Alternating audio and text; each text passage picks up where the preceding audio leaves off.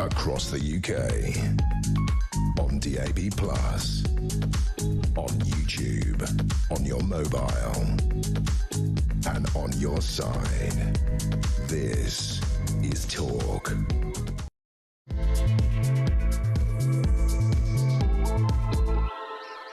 Yes, this is Talk, and do you know what? We thought we'd have a bit of fun tonight because it's been such a depressing couple of weeks with all the things that are going on. Obviously, our prayers remain with the people of Iran, fingers crossed. I have to say, I don't know about you, Asher, but it's really upset me to see the pictures of all those young people that have been sentenced to death. You know, 22, well, 23. all the body bags, and yeah, it's disgusting, and the horrendous things, that regime, and then these people backing them up.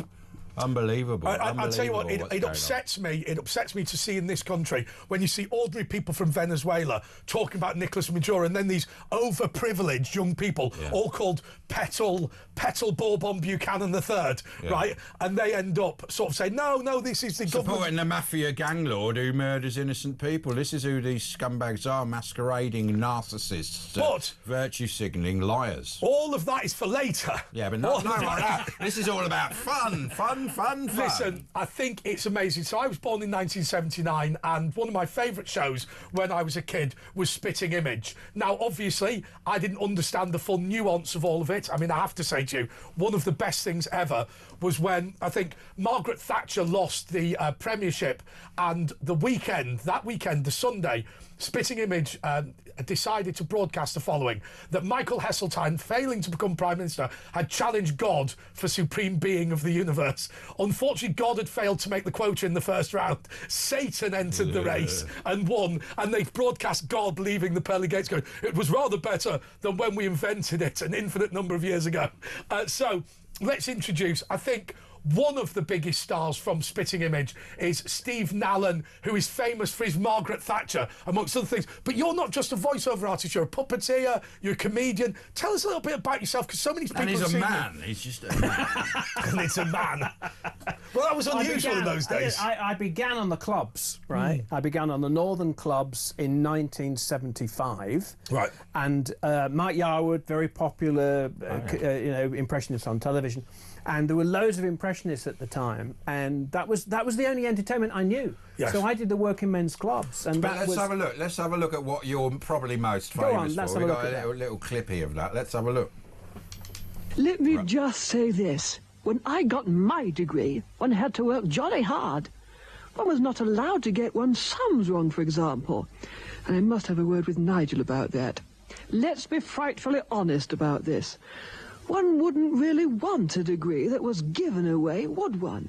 After all, it might give some unscrupulous swine a chance to take the Michael out of one. And I get quite enough of that on Spitting Image on Sunday at 10 o'clock on ITV. Brilliant. Okay, so when did you realise that you were a female impersonator? Well, when I was doing the clubs, because I did Mrs. Thatcher on the clubs, believe it or not. Because let's be clear. So you went to a Jesuit school. Yeah. Now I will say, even now, there is very little transvestitism in Catholic school, is there? Well, there's a lot of dressing up in long robes that look like dresses. It was a great school, great education, and we had a great headmaster who wanted there to be a great drama group. Oh, and really? we did plays and we did parents' evenings, and that was the very first time I ever went on stage. And the person I impersonated back in '74 was Harold Wilson. Now good. you're going back a It's a bit very like long Alec Guinness, isn't it? Oddly enough, it'll get a little bit of Alec Guinness in it if you really want to go the Obi-Wan Kenobi direction. But, the Harold Wilson, you've really got to go back in time for this one. No, that was the very first impression I ever did on stage. And they didn't want me to do Mrs. Thatcher. They wouldn't let me do that. Oh, because she wasn't yet Prime Minister. Well, she wasn't yet Prime Minister. She wasn't famous, really. She was in '75. I was still at school when she became Prime Minister. They were not happy about me doing Mrs. Thatcher. But what I did do was Mrs. Thatcher on the clubs. Yes. So that's how it began. I'm going to tell you how the first time I met Margaret Thatcher. Oh wow, go on. So I met her at the House of Commons at Conservative Way Forward, their annual bash. Now, Spitting Image, I don't mean to be disrespectful, but towards the end, Spitting Image had the glowing red eyes, and she did sort of look like that look that she gave. But she said to me, so I said to her, so she liked being called Prime Minister because of the thing that had happened in America of her keeping the title for life. So they said, look, she doesn't like old people, right? And I know this sounds bizarre, but they said she doesn't know old people. She doesn't like fat people. I was thinner then. She doesn't like beards, right? But she does like young men. So if like everyone wants, she never had women in a cabinet. Everyone wants a photo with her, and the bulbs flashing hurt her eyes. So the only people she'll have photos with are young men. So if you want to get a photo, do it. So I said, hello, Prime Minister, and she said the following: we didn't send our British men to fight the Germans and those Italians to be taken over by Belgium. British security is through NATO. And I said, hello? I mean, that was it. That was the start of it. But anyway, go on. You what was his impression like there? Yeah, I loved it. I think it's great. I'll go ahead. I can't do it. He wants me to do it. You tell me whether this is correct. That she was watching the television, and the Home Secretary was Leon Britton at the time, and she was stood watching the interview incredibly astutely. As what's she going to say? What's she going to say? And at the end of it, she said, "Goodness me, that man is so ugly." And it was a side of Mrs. Thatcher that you never saw. She wanted Cecil Parkinson to be Prime Minister. She fancied him. Because she fancied him. I'll tell you the other great Margaret Thatcher story, which you're going to absolutely love. It's this. I had a friend of mine who used to go around and visit her. Now, the Mark you will hear in the story is her private secretary, Mark Worthington, not Sir Mark Thatcher. Anyway, so he goes round to her house and he says, in Chester Square, and my mate goes to her, how are you getting on? She goes, well, as you know, we've had a fall and we've been struggling to get out and about. Right, so he goes, OK, so what you've been doing? And she says, we've been watching the singing programme and the dancing programme too. So she's been watching the X Factor and Strictly Come Dancing. So only a percentage of this is sort of ingraining into her brain. So my mate went, who are you voting for? Voting? Well, we don't vote. And it said, no, at the end, you vote for whichever one's your favourite. She goes, Mark, we must need to vote. It's our duty to vote. We must vote. So he said, so my mate goes, who are you going to vote for? And she went, we'll be voting for the young men. She voted for One Direction. Right? She was a directioner. That's the great.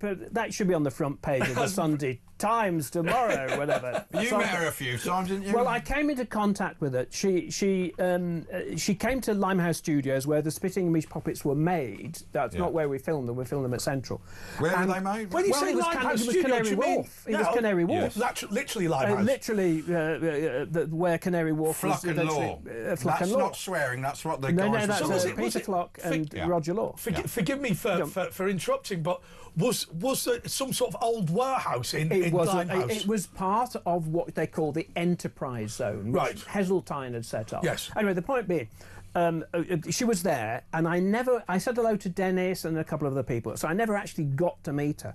But what I did do, because everybody at Spitting Image knew she was in the building, so I sort of dressed up a little bit, not too much, a little bit, and then walked into the Spitting Image workshop and said, "Stop work immediately, you dreadful satirist!" And for a split moment, I think they thought it was really... We are going to do another clip of you as Maggie, but I just want to know, how did they work out who did what voices? Because there's Harry Enfield, Steve Coogan. Imagine Harry Enfield, Rory Bremner, Steve Coogan, all in the same room together, all auditioning. All unknowns really at that time. Relatively unknowns. Yeah, I mean, I remember Steve Coogan's first day, and Harry as well. You know. But Harry Enfield is funny, isn't he? Because In a sense, he was the worst impersonator, and in a sense, he was the best. I always said he was the best caricaturist. That's right. Because he got their foibles, but not necessarily the voice. And that's why he was a genius on the show. Yes. Because the other thing was, they said to me after the first episode, which she sounds very different in the first episode. She's got a very high voice as she used to have back in those early days. And they said, Steve, it's a great impression, but it doesn't quite match the puppet. And I said, well, what I can do is, I can take the voice that she has in the House of Commons. This was on radio at the time.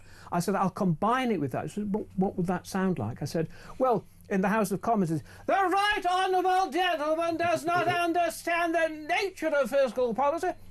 So I brought that voice into the puppet and combined it with the interview voice. And that's the one you should Because there is an interesting thing when people quote the lady's not for turning. They don't actually do it in her voice. They do it in your voice of her. Because if you watch You Turn If You Want To, the lady's not for turning, it's done in people impersonate it the way Spitting Image would impersonate it, not the way she actually did it. You're right. People think she says the lady's not for turning, but she actually said the lady's not for turning. It's a very, very, very, very simple line. She says, and she does it. So they're impersonating you. They don't realise they're impersonating. She had voice lessons at the start of her premiership, and I think You've it was asked Janet me Brown. two questions there. Let me take each at a point, if I may. Yeah, she did have. Didn't she have Janet Brown? Did she go and see that in person? The point there is, it's the old joke about the man. It's about Tommy Cooper who entered the Tommy Cooper impersonation competition and came third.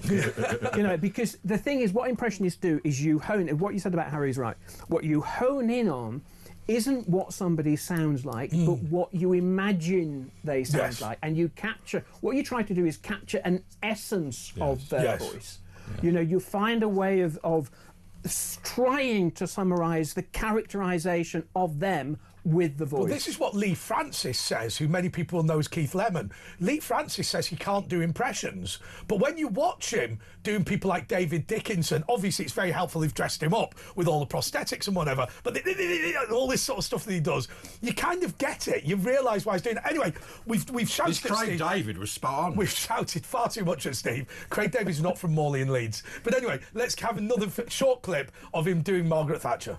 Castro wears false beard. Not true. Who writes this? You do. With National Enquirer, the game. Create your own front pages, get the photos, then scramble for your headlines. Gorbachev falls for a 142-year-old vampire. It was dark, there was a moon. We're just good friends. Imelda has a headline. Hey, I thought you only had shoes. Thatcher seeks plastic surgeon. I worked hard to get these wrinkles. Anything in a slingback? Inquiring minds want to play. National Enquirer, the game from Tyco.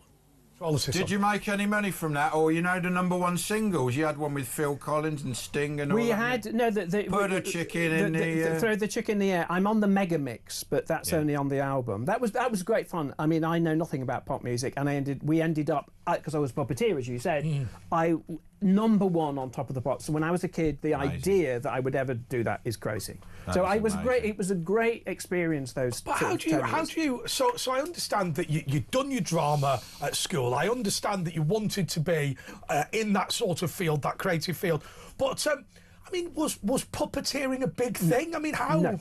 Has it ever been particularly big? Never liked them.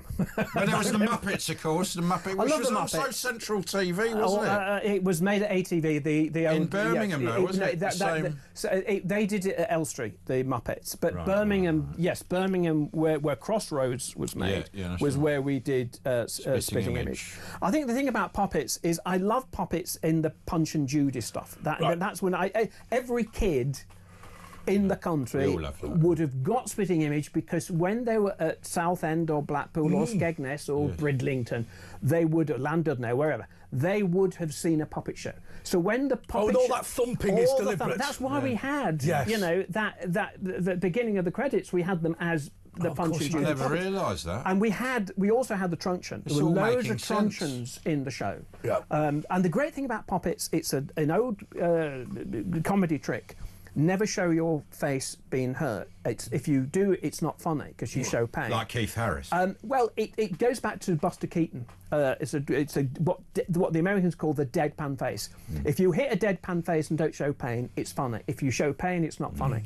And what, of course, with puppets, they've got no movement in their face. No. So you can just keep hitting. I'll tell you one thing that I think. Sort of Oliver Hardy it's the Oliver's, yeah. I'll tell you what I think is a great shame. My favourite song that was ever made by Spitting Image is "It's All for Charity," which is about telethons and all this, where they're singing about how they can cut tax if they raise money for charity and all this. But there's the Bernard Manning, and obviously the P word's used, where he says, "I'm a foul-mouthed bee, but I love helping kids. As long as there's not, they're not." And he lists a load of people that kids he wouldn't help.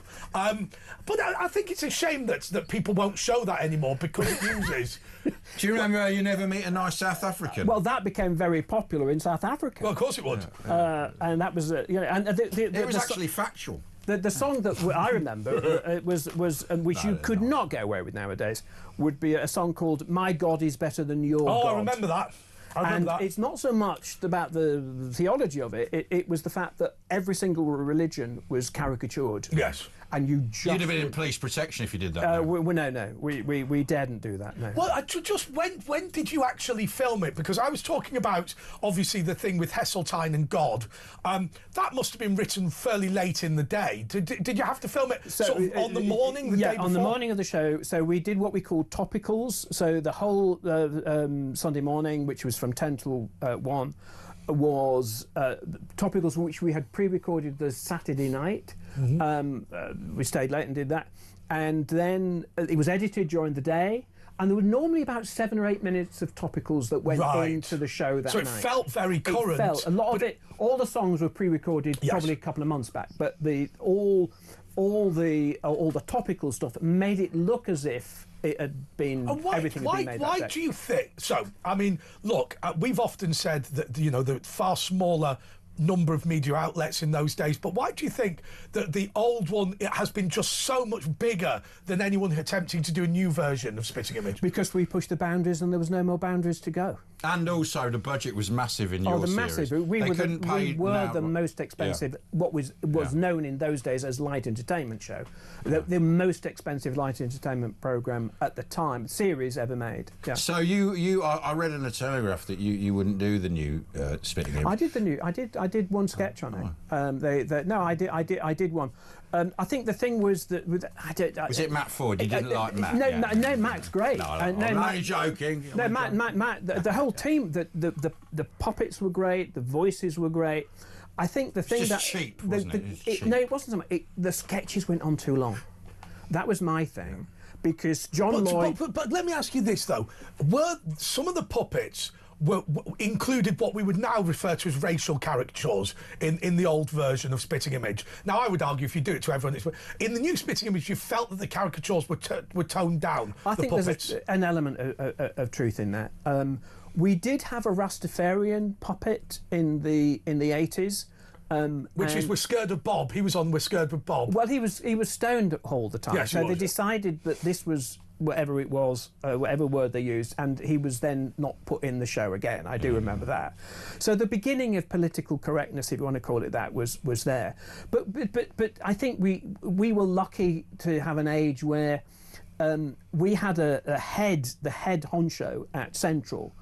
He said that he liked a show having mischief in it. Yes. Now, can you imagine anybody at the ITV or BBC or any of even Netflix or whatever, whose remit is make a show that's got mischief. There's no risk anymore. Yeah. There's no risk in the same way. So, and also the writing, you said they're longer sketches in this one. And well, it's not as sharp, the writing, maybe. John Lloyd, the most genius producer I've ever worked with in comedy, he had a pencil and he went through every single word in the sketch, and if it wasn't absolutely needed, he crossed it out. He said, if a sketch is longer than 45 seconds, it's got to earn itself.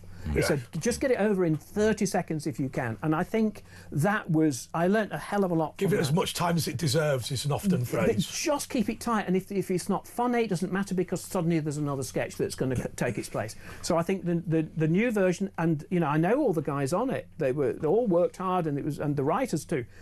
just too long. They never had a producer who came in there with a pencil and said, cut this, cut this, cut this. Editing, tightness. Editing is the secret of comedy. Okay, well, if you want to speak to Steve, after the break, we're going to have a break, and then you're going to have an impersonation off. I think what I might do is mop up. I don't know if any of you saw it, but I will mop up that drink that I dropped on the table. You're calling it Impression Impossible. We don't need to give everything a name. Anyway, 0344 499 if you want to speak before to you Steve say anything, before he you say does anything, Widdicombe as well. The list, right? We looked through the list that we're going to challenge Steve with, right?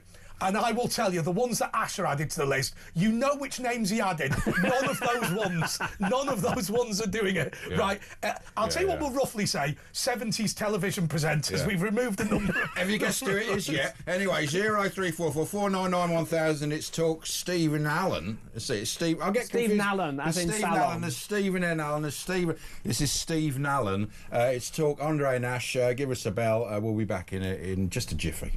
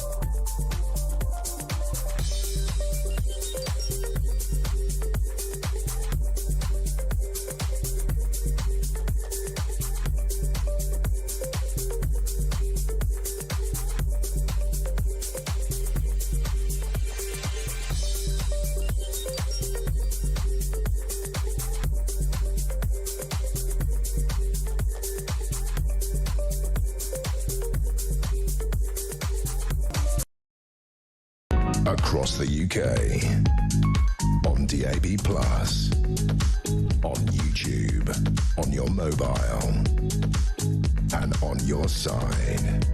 This is Talk. Yes, this is Talk, and this is Andre Walker and Asher Gould on The Late Show. Now, we are going to talk about Stephen Allen's new book, which is absolutely fascinating, but I think what we have to do is just do a few impersonations. Now, we've made a list of... Well, no... I have not seen this list. He's not seen the list. Nothing about what we have done is, as I say, those, let's just describe them as discredited 1970s presenters have been removed from the list that Asher put together. We're not having those. We're not having any of those. I'm not spending the next month arguing with... We've only got the ones that it's unproven about. OK, you've got 1 minute, so let's start with Alan Bennett. Oh, a little bit of Alan from Leeds, where I'm from. Yes, can do him. Anne Widdicombe. That's all you need to do. Go. The Queen Mother. Oh, that's how we did it on Spitting Image as Beryl Reid. OK, Kermit the Frog. Yeah, hello, Kermit. I'm a puppet as well as all Spitting Image people. Miss Piggy. Oh, Kermit. What about Homer Simpson? Oh, Homer Simpson. No, yeah, I like doing Homer Simpson. He's a great voice. No. Jeff Goldblum. Dinosaurs, yeah. Where are the dinosaurs going? I don't know. They're turning into Bruce Woody Allen. Oh, that's an easy one. Ladies and gentlemen, so welcome to Generation. Everybody can do it. David Attenborough. And now, if we listen very carefully, we can hear this remarkable... Roy Hattersley. Oh, Roy Hattersley, for those that remember. I'm spitting into my own water. William Hague. He was basically up and down like that, the little yo-yo of a voice. Laurence Olivier. I can't really do him, but he was. All right, he couldn't do that. We'll go on to Peter Griffin. We've won. Family Guy, Peter Griffin. Yeah, no, I've turned into Homer. So David Beckham. David, yeah, well, I don't want to talk about David Beckham. I mean, I don't want to talk about Mark Brooklyn. I don't want to talk about that anymore. So here's the interesting thing. I just remembered, I've watched a documentary about Spitting Image. You didn't know what the Queen Mother sounded like, so you made him a grandmother from Blackpool. Beryl Reid. No, wait, it was Beryl Reid. Yeah. So I said to John Lloyd said to me, what voices have you got? New voices. And I said, Beryl Reid. He said, Steve, come on, you can't. We're not going to do Beryl Reid. I said, no, it would be quite fun to use Beryl Reid as the Queen Mother, because we don't know what she sounded like. So not only that, but use the character Beryl Reid did, which was called Maureen from the Black Country, so we didn't know it. And so, and again, you're borrowing caricatures. What Harry remember, did. I've just did Reagan. Oh, that was Chris Barry, the wonderful Chris Barry. He did of course, Mr. Britas. Mr. Britas, yeah, and Rimmer from Red Dwarf. There's no need to be rude. What about when you had Gerald Kaufman locked up in the basement like Hannibal Lecter, and they used to go and visit him? Neil Kinnock used to visit him, and he scared the crap out. I think he's dead, so we can say this. But they had contacts at the House of Commons. You worked there, yeah. And so they knew the least popular MPs on both sides of the House. And he was often voted. There was no. I don't think he was popular in the House of Commons. It's understandable. He was like, you know. He was, I don't know. I don't know anything. I never met the man. You could just tell. You didn't need to meet him. Having worked at the House of Commons, I think some of the things that were interesting about Spitting Image, there was it was a gossip column as much as anything else, because there were things that took place in Spitting Image which even at the time you got the sense were definitely true, but you just couldn't put them in a newspaper because they couldn't be proved. And that only could have happened because you had researchers drinking with the House of Commons researchers going, you're not going to believe what Neil Kinnock did the other day. Oh, I'm not going to name them, but we had lobby correspondents who'd feed information to the writers and so on. So we knew in general terms what was. So things like. I mean, I don't think I'm being disrespectful to the dead. The fact that John Prescott would sink a load of booze at any party and get absolutely hammered and whatever, you know, people knew. And Kenneth Baker as the slug. I mean, but you know that was what Spitting Image was. He was just a slug. He became a slug. But that's Steele and Owen with the big one and the small one. But that was by accident. But the slug was interesting because again, you're borrowing a tradition that goes back to Jonathan Swift and all that sort of stuff of borrowing animals to portray your character. Portillo was Colonel Gaddafi, wasn't he? And what you had. You know more about the show than I do. Hold on, but there was a bit, because they were all lefties on your show, weren't they? A lot of people. On the whole, yes. But they were gutted because they reckon that Thatcher won because of the popularity from Spitting Image. They realise. I think there's an acknowledgement now that we did not do her any harm. No. And the same thing happened with Donald Trump. There were loads of people impersonating him before this election. They said that improved it. So they all wanted to be on the show. I think it was one of the writers said, look, if Spitting Image's intention in 1985 was to bring down the Tory government, it didn't exactly succeed. No, I think, but that is precisely what the Soviet Union discovered as well with the Iron Lady, which was supposed to be she is unfeminine. Yeah. Well, actually, if you're Prime Minister and you're a woman, being unfeminine is no bad thing whatsoever. Yeah, and strong. And what happened there, I just correct you because I was there. The Russians referred to me as the Iron Maiden, which from their point of view, was a torture machine. However, I picked up on the phrase iron and called myself the Iron Lady. And people forgot that the idea was that I was a torture machine. Can you imagine me as a torture machine? No, the Iron Maiden was a thing with spikes and things. Now, we do want to talk about your love of, well, you've got a specific type of TV that you're very interested in. Go and tell us. Well, I've written with Dick Fiddy at the BFI, just around the corner. Is that Q, is it? BFI, the British Film Institute. The furniture, mate. No.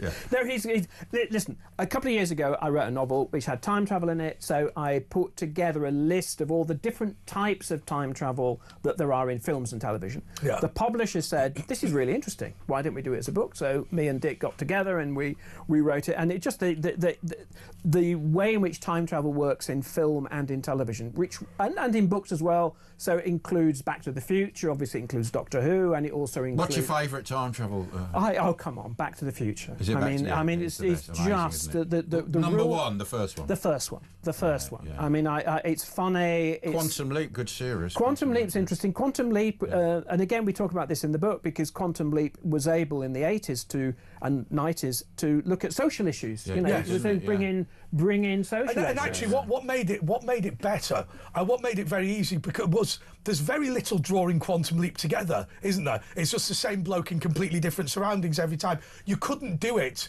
there's not many circumstances in which you could be the same character in a completely different thing. Well, every he'd be a week. black person, he'd be a woman, he'd be a kid. And he'd be gay, he'd be whatever he was. And what was great about that was that for that it's American liberalism, you know, Yes. it's American liberalism. But that tradition goes back to Star Trek, because Star Trek was able to do exactly the same trick. Entertaining sci-fi show, but bring in contemporary issues about race and prejudice and so on. Kissed, didn't they, Kirk? The and very that was the famous, first. absolutely, Wow. first in. So what's it called, the book? The Ultimate Guide to Time Travel. Explore the history of time. Would you want to time travel to somewhere? where would I you want go? to go back to The 90s. No. I tell you honestly, but personal. I'd want to go meet my grandfathers when they were young men. Oh, that's interesting. Before the war, That's because interesting. they were that generation were damaged by the war, and I would want to meet them when they were 25. And see what they were, because they were different men when they both grandmothers. But they hadn't become unpleasant. They No, were just, they're not they were become just unpleasant, different. but they'd become. They never talked about the war, you see. No. And Well, it would sound. I know it's. God, I don't know how. I don't know how to you say this bring it properly. back to them, but, that's why, You know, don't you? you can't sit down over Sunday lunch and start talking about somebody being blown to bits and some of his brain hitting Well, it your brings face. the trauma, right? You they can't- lock it away, don't they? They That's the locked thing. it away, and they never talked about Keep it. it And light, let's keep but it also, light. I just want to meet them when they were young men. It's like that scene in Field Yeah, of but would you Dreams. want to be a young man as well? Would you Yeah, want to I'd want all to be- be No, 25? you want to go back as an old man. I'd want Can to you imagine meet them them. thinking, oh, who's that old codger? I'd want to meet them when I was 25 and they were 25. Yes. And there's that wonderful scene in, which is a sort of time travel ghost story, which is Field of Dreams, where Kevin Costner sees his father, and all he knew of his father was that he was a burnt-out failure, and suddenly he sees him as a young man and sees him in a different perspective. That's what I would. Are you going to have a go at Trump? No, I don't do foreign ones, do you? I know. I've got no. I think Lewis MacLeod does a great Trump, and there are other people doing great Trumps. Who was the one person? I mean, David Cameron and Nick Clegg, they often say were incredibly hard to impersonate. Who was the person that they sat down and said, do this person, and you just went, I just can't do it? Well, I had a go at doing, Cameron. He had that slight catch in the voice. Yeah, I get it. And he would You sing, look a bit like him when you do that. And he had a slightly little lips, and he did all that. But I think about, here's the story about Cameron, which you may be able to say is true, but he was waiting to do an interview. Don't talk about the pig's head. Not that. It was that he was waiting to do an interview, and outside the studio, and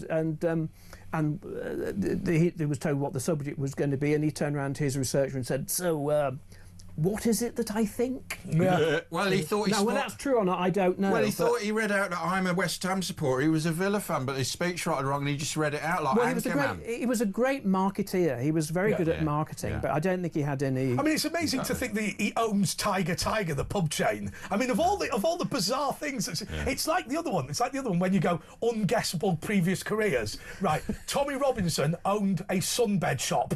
Right, I mean, Well, what about the breast hypnotist, leader of the Green Party? He could make your breasts bigger with hypnotism. Anyway, that's Steve Nallen. Thanks for Thank coming you, in, Steve. cheers. And we're all Look going out to for buy his the book. The Ultimate Guide to Time Travel. The Ultimate Guide to Time Travel. You can buy it on Amazon and everything. Amazon or good bookshops. Yep. So go out and get it. The Ultimate Guide to Time Travel. Just one more impression of Andre, please. Oh, just big. Just make it big and loud and shouty and do that and just come at you and do that. Can you do I've me never now? met you before, but I'm having a go. Can you try to do me now? No, I don't do you. No. I get maybe a 6 for you and a 4 for you, I think. I'll tell you, I can do an impersonation of everyone doing an impersonation of me. All right, mate, let's go down the pub. I'm doing the Anyway, it's talk. That's very rasping. Thanks for coming in, Pleasure. Steve. Brilliant. Coming again soon. That's his book, The Ultimate Guide to Time Travel. Go and get it now at Amazon. We'll be back after these, miss.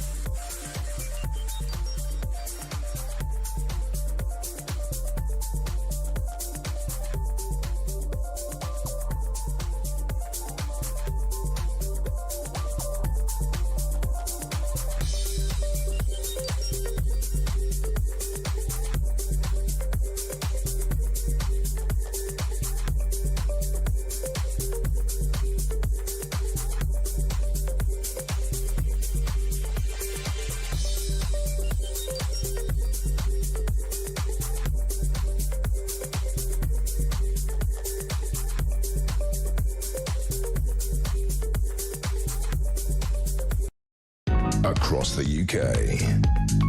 On DAB+. On YouTube. On your mobile. And on your side. This is Talk.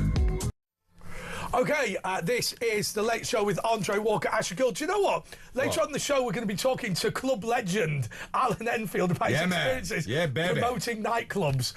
He was mates with Stringy and all that sort of thing. We're having a bit of a nostalgia night. His hairstyle's older than his girlfriend. Yeah, that is true. That is true. Okay, but what's great now, Alan can hear this. But I can hear it. Oh, sorry, I didn't mean it. Sorry. Alan's hairstyle's come back into fashion, which is amazing. It's come in and out over the years. Great. Okay, let's talk now to George Madgwick, who is... Well, we don't know what he is now. Where are you, George? Where are you, George? Are you still Portsmouth Reform? You right? Yeah, you still leader of Reform in Portugal, not Portugal, Portsmouth. Not Portugal, that would be nice, right? Yeah. No, I'm not the leader of Reform. The word on the street is something's changed in your life. Well, I'm just a petty councillor now, but yeah, no, I've had some personal home issues with some family, so I've stepped down on an interim basis for a few months just while we get that sorted. But no, still a councillor, full councillor. Still councillor for Reform? Yes, absolutely. Oh, okay. So look, well, obviously family first, so good luck with whatever that is, and we're, as you know, we're interested in politics rather than personal stuff, therefore we will just move on. But one thing that Reform are deeply concerned about is this cancelling of elections for 4.5 million people. It happened last year as well in certain areas. I'm really concerned about this because 25 areas now. We see jury trial disappearing, we see freedom of speech disappearing, we see hurty words being used, all of these things, and then we see an election getting cancelled as well. And of course, somebody asked the Labour Chief Whip, would you consider cancelling the general election? And the Labour Chief Whip didn't rule it out, right? I mean, obviously they didn't rule it in either, but I mean, I just find it completely disgusting. It's honestly terrible. I mean, I was just talking to somebody yesterday, and in the last 6 years, we've had more elections cancelled than in the 100 years prior to that. Yes. Outside of the war. I mean, it's honestly, it's just shocking, and it's setting a really dangerous precedent. Well, it's a conflict of interest. It's only been since 2000 Tony Blair put these new laws in that are obviously incompatible with democracy. And of course, they might cancel a general election. They've cancelled these elections. Why wouldn't they use the law to if it's in there? If it's illegal, as it probably has been made legal by Tony Blair, they'll find a reason to cancel it. And they've cancelled the mayor elections as well, as you know, across different counties. 4.5 million people it's affecting. A huge amount of people. I mean, we're fortunate down here in Hampshire that we're still getting all of our elections, but just bordering to me in West Sussex and East Sussex, they're all cancelled. You know, it's truly shocking. And to have them cancelled 2 years in a row means that some councillors will be serving 6-year terms, and they thought they were only going to be... And of course, the situation in Essex is that the Essex Conservatives have publicly said that they will not have an election because they don't want new people to negotiate the constitutional settlements for the new councils. So let's just unpick that. What that means is, if there was an election in May in Essex, the Conservatives would lose to Reform, and because of that risk of losing, that will mean the Conservatives won't have the opportunity to decide what the future of the county is. And so if they cancel the election, they will ensure that they are able to make that decision against the wishes of what the public would want them to do. That's what they're saying. Yeah, I mean, we discussed this on a previous show, didn't we, Andre? And yes. When we were talking about this exact scenario, that the councils that are in power from this May will be deciding the constitutions, they'll be deciding the key staff of these new areas, yes. like the chief executive officers, the financial directors, the head of legal.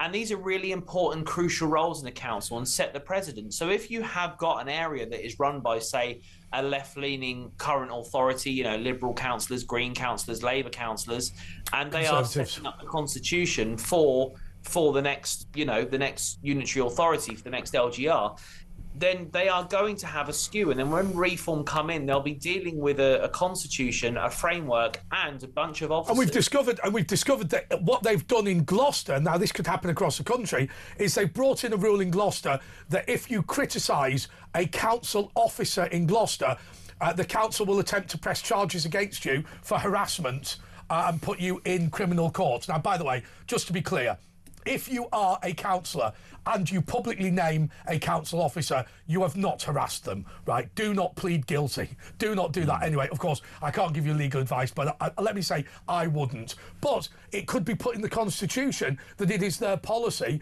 to report councillors under those circumstances. Yeah, and they're also making these policies a lot stronger and harder in these high-risk areas of having a reform area. They're making it almost difficult for the day that reform take over, and let's make no mistakes, this is what their aim is. They want to be able to make it as difficult as possible so that when reform do take over the councils, they can say, oh, look how bad they're performing with the things that we implemented. You know, it's an absolute stitch They're nasty, up. wicked people. I mean, look at Miliband putting concrete down the, what was it called, the fracking tube. So future governments, if they want to do it, they can't do it. There's an interesting story saying Starmer pulls Chagos bill after Trump backlash, and apparently Keir Starmer has been forced to pull his Chagos Islands bill in the wake of a US backlash over the deal. Legislation was expected to be debated at the House of Lords on Monday, but was delayed on Friday night after the Conservatives warned it would violate a 60-year-old treaty with the US. So it's things are starting to happen. A lot of things are reversing. There's U-turning on everything, and it all seems to go against the current Labour government, doesn't it? Well, I absolutely welcome a U-turn on the Chagos Islands situation. I mean, for me, that's probably been the most appalling thing that Labour have done. And they've done some appalling things, but for me, giving away our sovereign territory and then paying for the pleasure of using it, I think the worst thing about the Chagos Islands was that it was one of the #1 things that China needed in place in order to start World War III and win it. And for all of our friends in the Labour government, none of whom are Chinese spies, obviously, and we've never accused any of them of being Chinese spies. I mean, never even mentioned the name Jonathan Powell. Never mentioned Richard Harmer. Never said anything about Richard Harmer. Definitely not Chinese spies. Definitely not. But let's just say the behaviour towards China is, let's just be clear, very positive at the highest levels of the British government.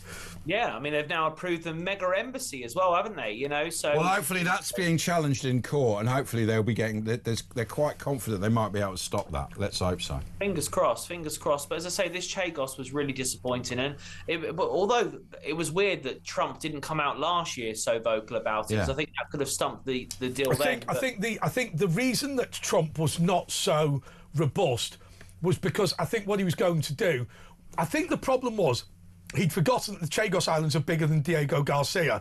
So initially, the Americans didn't really care, because I think what they would do is they would just effectively invade Diego Garcia, which is to say they would just tell Mauritius, you can't come in here, and that would be the end of the so-called invasion.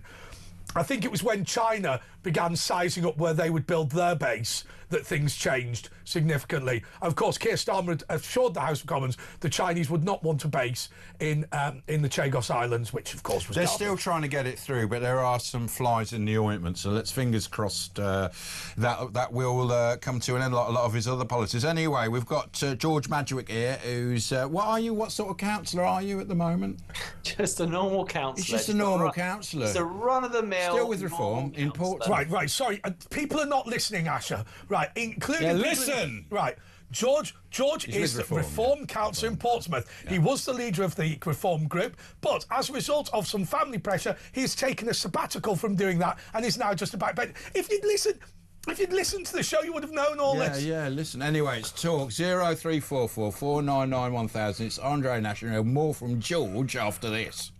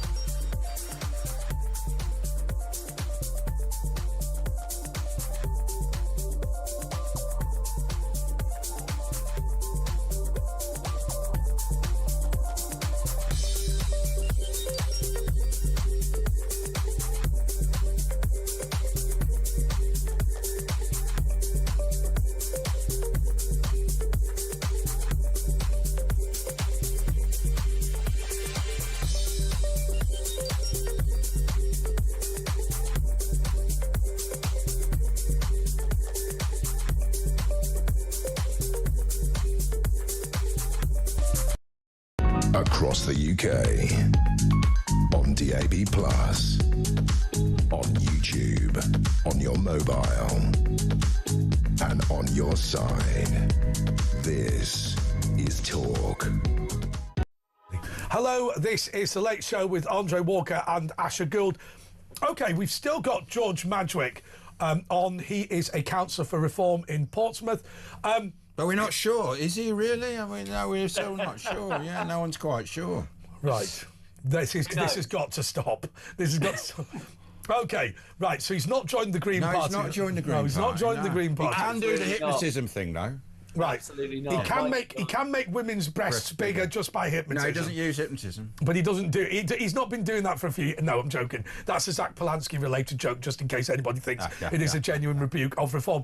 OK, so for the second time, the British police have said that Christians should be banned from Whitechapel. UKIP, which is a rival political party, obviously, to reform. UKIP want to do a march through with Christian symbols to remind people that Britain is a Christian country. The police have said that you can have a protest wherever you want.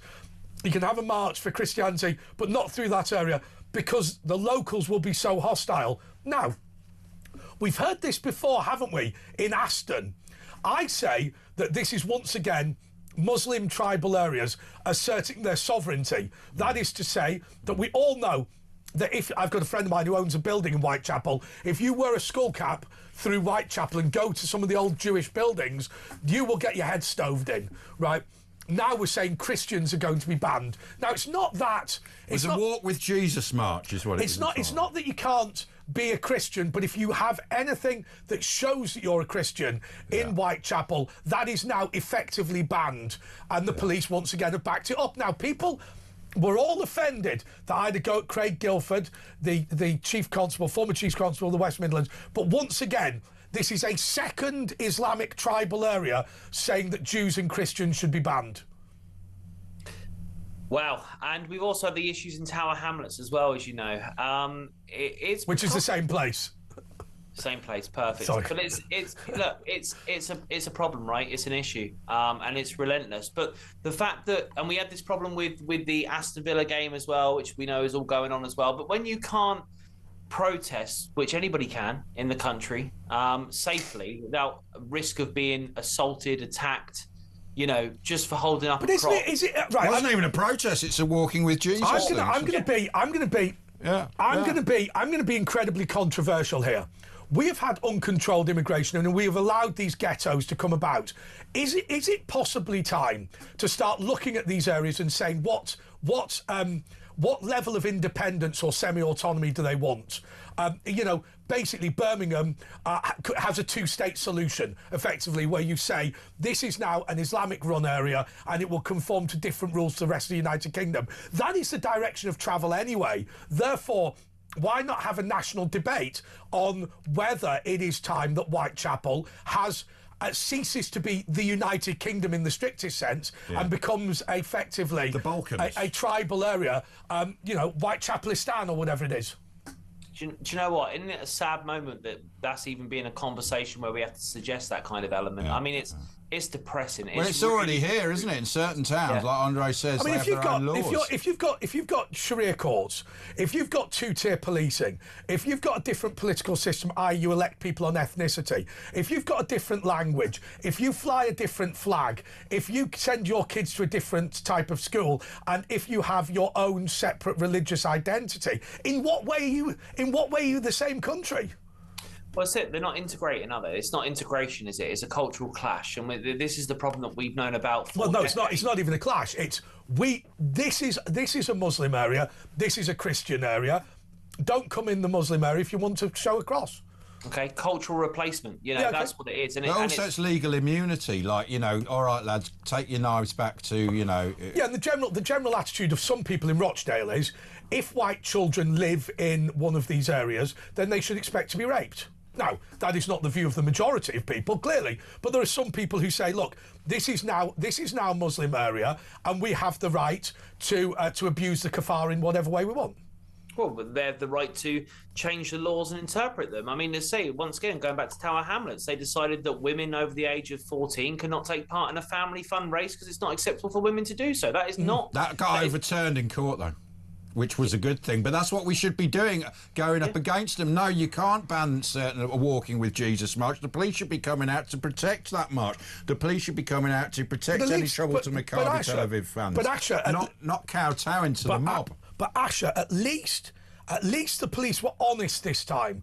They said that it's an extremely hostile environment to Christians. They didn't say the Christians are all thugs who used to be in the IDF. They're which saying is a step they're not forward. up to the job. They can't protect themselves. So they should quit and put some police in like we used to have, military-style police, ex-military, who'd be able to handle these things. And that's also another sad state of affairs when the police or the justice system can't protect people walking on the streets and holding a cross. I mean, it's a real sad state of affairs. It's disgusting. And you're right. I think that, there is real weak policing and they've got no respect for police. Let's make no mistakes as well. We've seen videos where the police rock up at these things and they... Oh, they smashed up the Iranians the other day, didn't they? They do it to the right crowd. They don't mind getting involved. Well, as I said in my speech to the Iranian democracy movement, look, it's an act of cowardice. The police are afraid of the bad guys, but not afraid of the good guys. And the best way to guarantee your police pension is to kick in the good guys and venerate the bad guys, which is exactly what happened in Aston.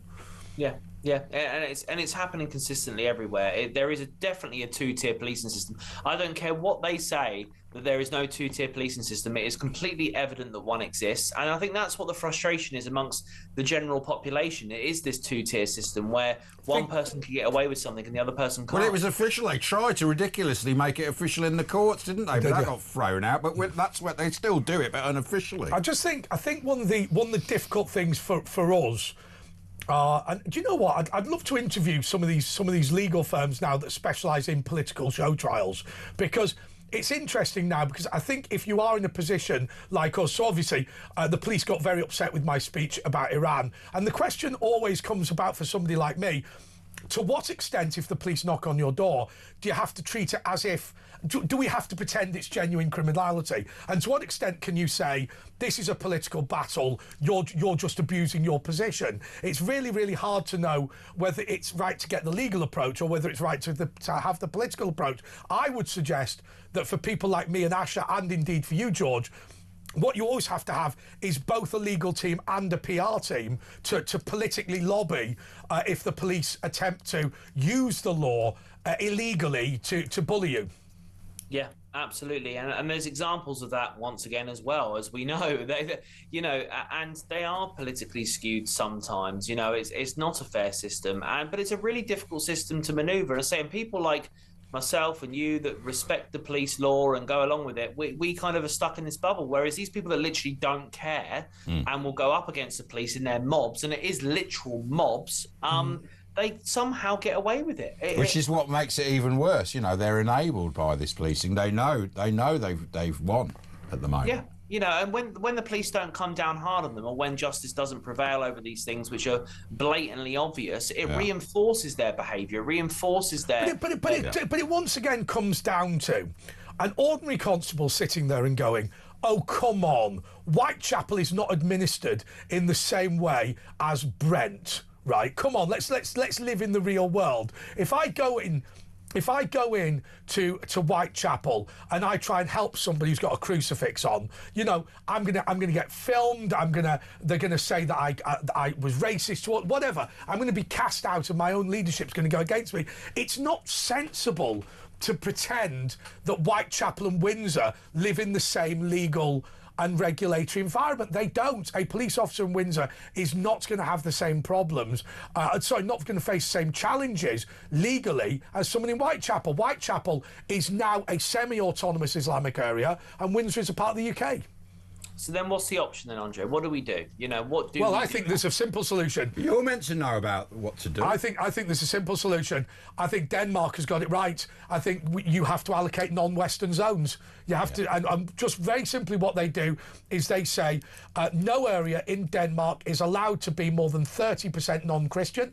No area is allowed to be more than 30% non-Danish speaking. No ghettos. And so what happens is we will literally start moving you out. Now in Britain they'll go, oh, that's terrible. But what Denmark says is that every ward in Denmark must be majority Danish-speaking. And it's working in those areas. They're not having the problems like we Now, remember, all that happens is, if you're from Uganda or whatever, or you're from Afghanistan, all they do is move you into a ward where it is majority Danish-speaking, and therefore, if, as an example, you're Pakistani, speaking Urdu won't work. You'll have to learn Danish. They're not sticking you in a tent or in prison or whatever. They're just insisting. They're insisting that this, and it happens worse in Britain than it does in Europe, this transplanting person by person from villages and towns in Pakistan to Britain, where effectively there is now, if you like, an international city or an international town, which is half the town lives in Keighley, the other half lives in Pakistan, but it is literally the same place. Yeah, and I think that we've noticed this demographic change over the years. I mean, you only need to look at the general election of, a number of years ago now to look at that. We got seven independent MPs elected on a for Gaza, yeah. I mean, literally on a Gaza. I'm talking about an airport in Pakistan lobbying in parliamentary cousin marriage. I think we are going to we're going to end up with a significant Islamist bloc at the next election. So this will be the first time outside Northern Ireland that there are political parties that represent particular religions, and I think there is therefore. Well, is it a risk? I don't know if it's a risk. Look, we talked about UKIP. UKIP is now a Christian party for Christians. Obviously, your party will be a Muslim party for Muslims, principally, or however they're going to do it with these independents. And I think tribal voting will return in England for the first time since the Civil War. That's just inevitable. Yeah, and I was reading an article the other day that they said that they reckon that 50% of the MP's seats are now determined by the Muslim vote, so it is clearly that they've got a strong will on power. And as I say, the fact that you can elect 7 MPs based on a Gaza message, which is completely irrelevant to United Kingdom, is terrible in my opinion. I think you make a good point about the airport in Pakistan as well. It's the MPs. Shall we just read the MPs in the House of Commons, British MPs who supported the airport in Pakistan? Tahir Ali, Mohammed Yassin, Debbie Abrahams, Rosina Alin Khan, Tam Singh Desi, Imran Hussain, Asfal Khan, Yasmin Qureshi, Zara Sultana, and James Frith. I think it's reasonable to say that those people clearly have an interest in Pakistan related to the diaspora from Pakistan and basically see themselves as Pakistani. Well, I mean, should we have people who can be politicians, people from other countries coming here, getting into Parliament and telling us what to do? I mean, most countries, that's not legal. In Pakistan, you have to be from Pakistan to be a politician. And that sort of makes sense. Why should someone move to this country and tell us what we've got to do? And if the numbers are big enough, we're knackered. Just to explain, as long as you are legally from the UK and you have a Commonwealth passport, you can become the British Prime Minister. Yeah. A Pakistani national on a work visa could become British Prime Minister. Perfectly legal. Yeah, I mean, I'm with you. I don't necessarily think that's right. I think if you're a British MP or an MP of any country, you should be prioritising. Most countries, they won't allow foreign people to be, and it sort of makes sense, doesn't it? Or what about this? Lembit Opik, who gave away his Estonian citizenship in order to be a British MP because he felt it was wrong to be a dual national. Yeah. Good old Lemsit nose pick. That's an old name from the past, eh? It is, isn't it? It didn't do him any good anyway. I think he's still around now. He's doing the odd thing. Now, I'll tell you what, he told me when everybody said when he said he was going to be a stand-up comedian, everyone laughed. After that first gig, I'm telling you, they're not laughing now. They're not laughing now. He was promoting Segways, those things, but they didn't work. In fact, the guy who bought them drove off a cliff in Cornwall. But that's another story. It's Talk. We'll be back with George after the news.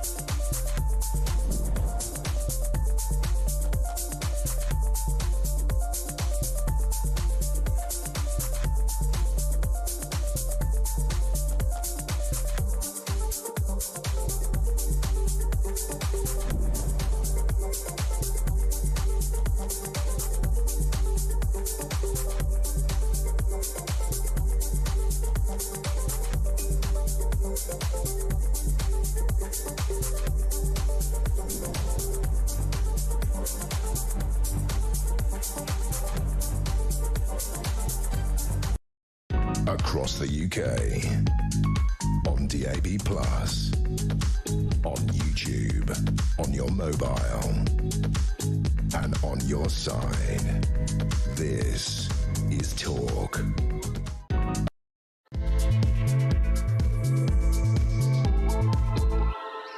So in this hour, we're going to be talking not only about the fact that the number of women being assaulted on the tube and indeed across the rail network has gone up. We're also going to be talking about the fact that pubs and nightclubs are disappearing in Britain. Now, is this just about having a few drinks? No, I don't think it is. I think there is a huge cultural shift away from young people getting together in bars and nightclubs like they used to, and moving towards, you know, a world where alcohol is effectively banned and people are on all these apps and all this sort of thing. We've got a guy coming in, good friend of mine, but we'll worry about that later. Actually, I've got to ask you, before we talk about this issue with women, who did the better Thatcher, me or Nallen? Well, I think Nallen, I mean, he's such a connoisseur. I mean, he's been doing it, but, you know, you do a good one. But, I mean, he you know, he's obviously, that's his somebody asked me to do the late, great Ian Paisley. Now, I'm going to do an impersonation of Ian Paisley, right? But I've got a quote. Look, I'm going to quote him saying something which was the best thing he ever said, but I just want to be clear that I'm a Catholic. I want to say that. Probably shouldn't be saying. So he said, somebody said to him when Pope John Paul I died, what do you think, Reverend Paisley? And he said, the robed sinner of Rome has been returned to hell. Oh, you old softy. You old softy. The robed sinner of Rome has been returned to hell. Prince Charles, because you do a very good Prince, King Charles. I'm very concerned Prince about Charles, this issue. And if we get Poundbury, it'd be marvellous. OK, let's get Anna McGovern on. She is a journalist who is extremely concerned about the issue of women's rights. And it's not even women's rights. Safety, women's safety. Yeah. OK, so 600 sex offences were committed across the London Underground trains last year. You say that you've been followed. You say that women are in danger. Give us an update as to what's going on. So the model who's leading this campaign, and it's basically what's happened is that she was assaulted while travelling on a London train. I believe her name was Amber. Yep. And it's now reignited calls from people for women's only carriages to help with women's safety.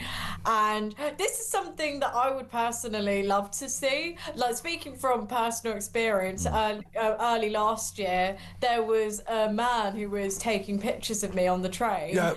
And I confronted him when I finally realised what was going on. And it's not even an exaggeration to say I was stood there for almost 10 minutes as he was deleting them one by one. And they're very creepy, zoomed up on me. And I saw I mean, obviously, so I was running late for work one day, and there was a bloke sat in front of me. You know how some tube trains have forward and backward seating rather than just the ones on the side. And he zoomed in on this woman. I'm not going to go into much detail, but he zoomed in on her, and she was wearing leggings, and clearly that was what he was interested in, zooming in very closely. So I had to go at him, but I was running late for work, funnily enough. But what he did was he had two entirely separate operating systems on his phone. So what he did was he shut down one of them and went, no, you can look at my photos, there's nothing in there. So these people are incredibly sophisticated and very creepy. Yeah, and I know for me personally, it's made me a lot more wary now travelling on the train. What did he say to you? Sorry. What did you? Sorry. No, sorry. What did he? I mean, obviously, I walked up to this bloke and he denied what he was doing. I could have got into his phone if I'd been given the time, but I was in a rush. But when you say to somebody, "Stop taking photos of me," and he goes, "Oh, I'm sorry, I'll delete them." What? How does that work? If anything, when I'd confronted him, it was all. I think he was actually quite pleased. It was like it gave him a bit of attention that he wanted. Yeah, he wanted to be caught by you. Is that what you said? No, he was, and he just said, "Oh, I'll delete them," and was deleting them one by one. He had a smile on his face. So I did when I felt extremely uncomfortable, and I know ever since it's made me very wary of my. So he presumably, I mean, obviously, you can't get into the mind of somebody who's a low-level sex offender very easily. But one would assume that he will go home and let's be polite, take pleasure in the fact that both he saw the photos of you, but also got to talk to you. And of course, what people forget is very often if you delete photos, that's not the end of it. Yeah. They can be recovered. Yeah, exactly. And I had no way of knowing, was that permanently deleted? Is that on his phone? Yeah. So you don't know, and I think for many, there's so many women I've spoken to who have similar stories when travelling on public transport, and I think that's why we're seeing these calls now for women's only carriages. I do think in places like London on the tube where it's rush hour, I think having a women's only carriage could be difficult practically. But the problem with a woman's only carriage, I mean, point number one, it's only any good if you can actually patrol it. Right. So are you saying that women would protect it themselves? Because my view of modern policing is this: if a man walked onto a woman's only carriage and women dragged him off, the police would be interested in prosecuting the women for assault, but they would not be interested in... I mean, it's like the example I gave of when the staff at Sainsbury's very kindly told me that I shouldn't grab a shoplifter. They said, because what will happen is when the police show up, their policy is not to prosecute the shoplifter, but their policy is to prosecute you for assault. So therefore they would arrest you, which is why they said, we won't phone the police, we'll just let the guy go. Well, shouldn't they have guards or British Transport Police on? Well, that would be the best solution, wouldn't it?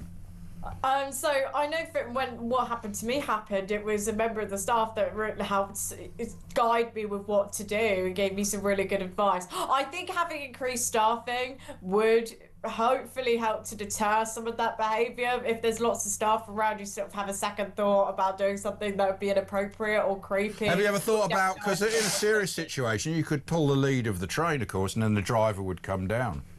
If you're ever in an emergency, that's obviously what you should do. Yeah. And I think that's the thing. That's what people are looking at. What are different strategies? I think the other obvious thing to do is that a lot of the trade union agreements are based on things that were historically issues that are no longer issues. So let me give you an example. Station staff work for one station, right? Now that makes perfect sense if you haven't got an age of communications where you can be anywhere and deal with any problem, right? So actually what you could have is, you could just have people, so obviously I get they shut the ticket office because now it's better to have people at the barriers, but equally, you can just say, well, you know what? All we have to do is ensure that different members of staff are in different places. So somebody who's originally from Leicester Square could go to Tottenham Court Road on the train, backwards and forwards, whilst fixing problems on an iPad. Do you see what I mean? You don't have to be literally in one place. There's problems with the unions. I remember them saying, oh, no, we can't go to this station. You know what I mean? The unions always kick up a fuss about that sort of thing. Yeah, they will. What do they say about women's safety? I mean... Sorry, I was going to say that what they'll say is, they'll say, no, Leicester Square staff stay in Leicester Square. Yeah, exactly. And Covent Garden staff say in Covent Garden. Yeah. Well, actually, I'll tell you what you could have. Oh, they'd really hate this. You could have TfL managers working from the tube, literally sat there on their... you could do it. No reason why not. They'd go wild. I think that's the thing we should be doing more, because women are feeling very unsafe when taking public transport. We're seeing this happen so much more, and I think it would be quite simple and quite effective to put this in place. And then look, you've been accused of all sorts, and I think it's incredibly... I don't think you're brave. I think you're a decent person for what you've done. What about all of this? Well, the suggestion, it's not British people that would do this. There's a propensity for it to be migrants. Now, I will say one thing. The majority of people convicted of sex offences in Britain are British, but at the same time, you are disproportionately much more likely to be a sex offender if you are a migrant. Especially on trains, actually. So in the article we're referring to, they don't actually disclose that, or his name or anything. But I think personally, if you are importing en masse people from cultures that do not respect women in their country, then you are going to see I think crimes happen. I think it's worth pointing out that in Egypt, 97% of women have been sexually assaulted on the street. I think one would suggest that if Egyptian men come to Britain, then they'd be much more likely to grope women in the street than a British person would, because they come from a country where 97% of women have been groped in the street. Well, exactly, and that's the thing, because it's a different culture compared to what we have here in the UK. So I wouldn't be... So I think where you are importing en masse the culture that don't respect women, you will see more... So now I've got to have, if you like, a bit of a go at you, because actually. It's not separating women from men that's the problem. It's separating women from men who are incapable of understanding what women's rights are, and those men are from foreign countries. The problem is we get into very murky territory when you start saying, well, I'm sorry, British passport holders only on this carriage. I remember seeing where there were PowerPoint presentations that had to be put in place to help educate them. I'm sure you can look that up. And I think that's the thing. We're seeing this so much more. Yeah, in migrant hotels, it literally says, do not grope the local women. Yeah. And that is the problem, isn't it? People just blaming men, like Jess Phillips. Oh, it's men. Well, no, there's specifically other demographics. I mean, I was watching the case. A really harrowing case about a large sex crime that had taken place in Bahrain. Well, what had happened was, now this was related to something entirely different. This was pretending to be a 14-year-old girl, getting a 14-year-old boy to send in decent photos of you, and then blackmailing him to send more and more obscene stuff. Must be pretty upsetting for the kids concerned. But the offenders were very clear. We would not do this in Bahrain because our attitude is that British people are an easier target when it comes to sex crime. Now, ultimately, I will say in defence of the Kingdom of Bahrain, they threw the book at these people and the police chief virtually cried. But there's no doubt that these couple of blokes that were doing it saw British people as, well, let's just use the word sluts. That's the attitude of these people.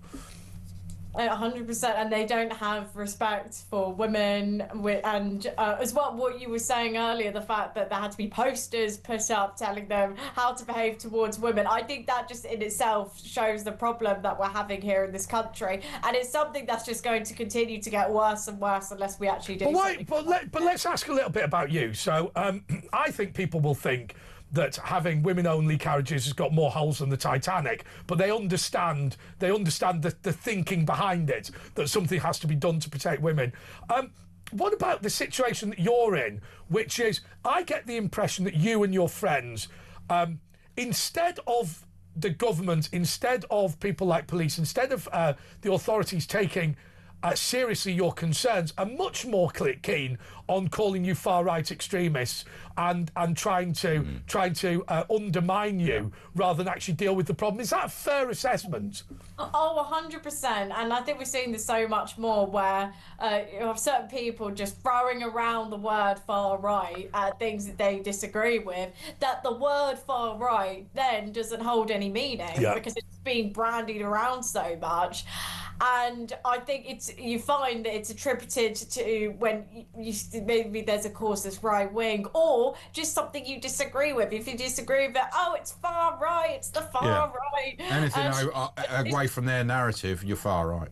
And then when something is genuinely far right, the word doesn't actually hold any meaning anymore because we're just throwing it around for everything. Yeah, Anna McGovern, thank you so much. She is a journalist. I do want to say something that I've said to you, Asha, the other day. What is it? But I watched a programme that Channel 4 were making about far-right racists. And do you know what? Yeah. I turned it on and we all said we were going to do this, and now I did it. I turned on going, I bet these lot are all right. Right, you know what I mean? Oh, it'll just be Channel 4 it'll just be hope, not hate, winding up. When I watched them genuinely express very, very, very racist views, supporting the Holocaust and all this sort of thing, right, I was surprised. Because as we've all warned, if you call ordinary, decent British people far-right racists, in the end, people start to forget that far-right, that they actually do exist. And it's growing. 03444991000. It's Andre Nash on Talk. Alan Enfield, nightclub promoter from the 70s. The death of pubs and clubs after this.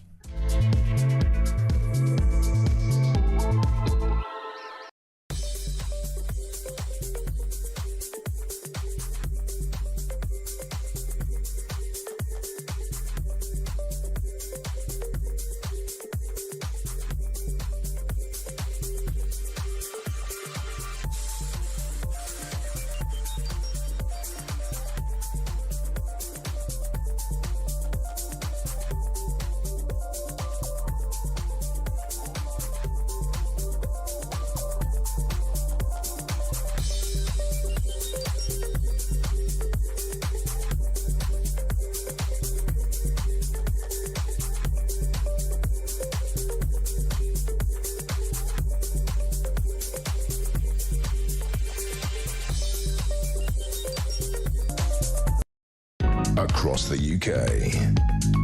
On DAB+. On YouTube. On your mobile. And on your side.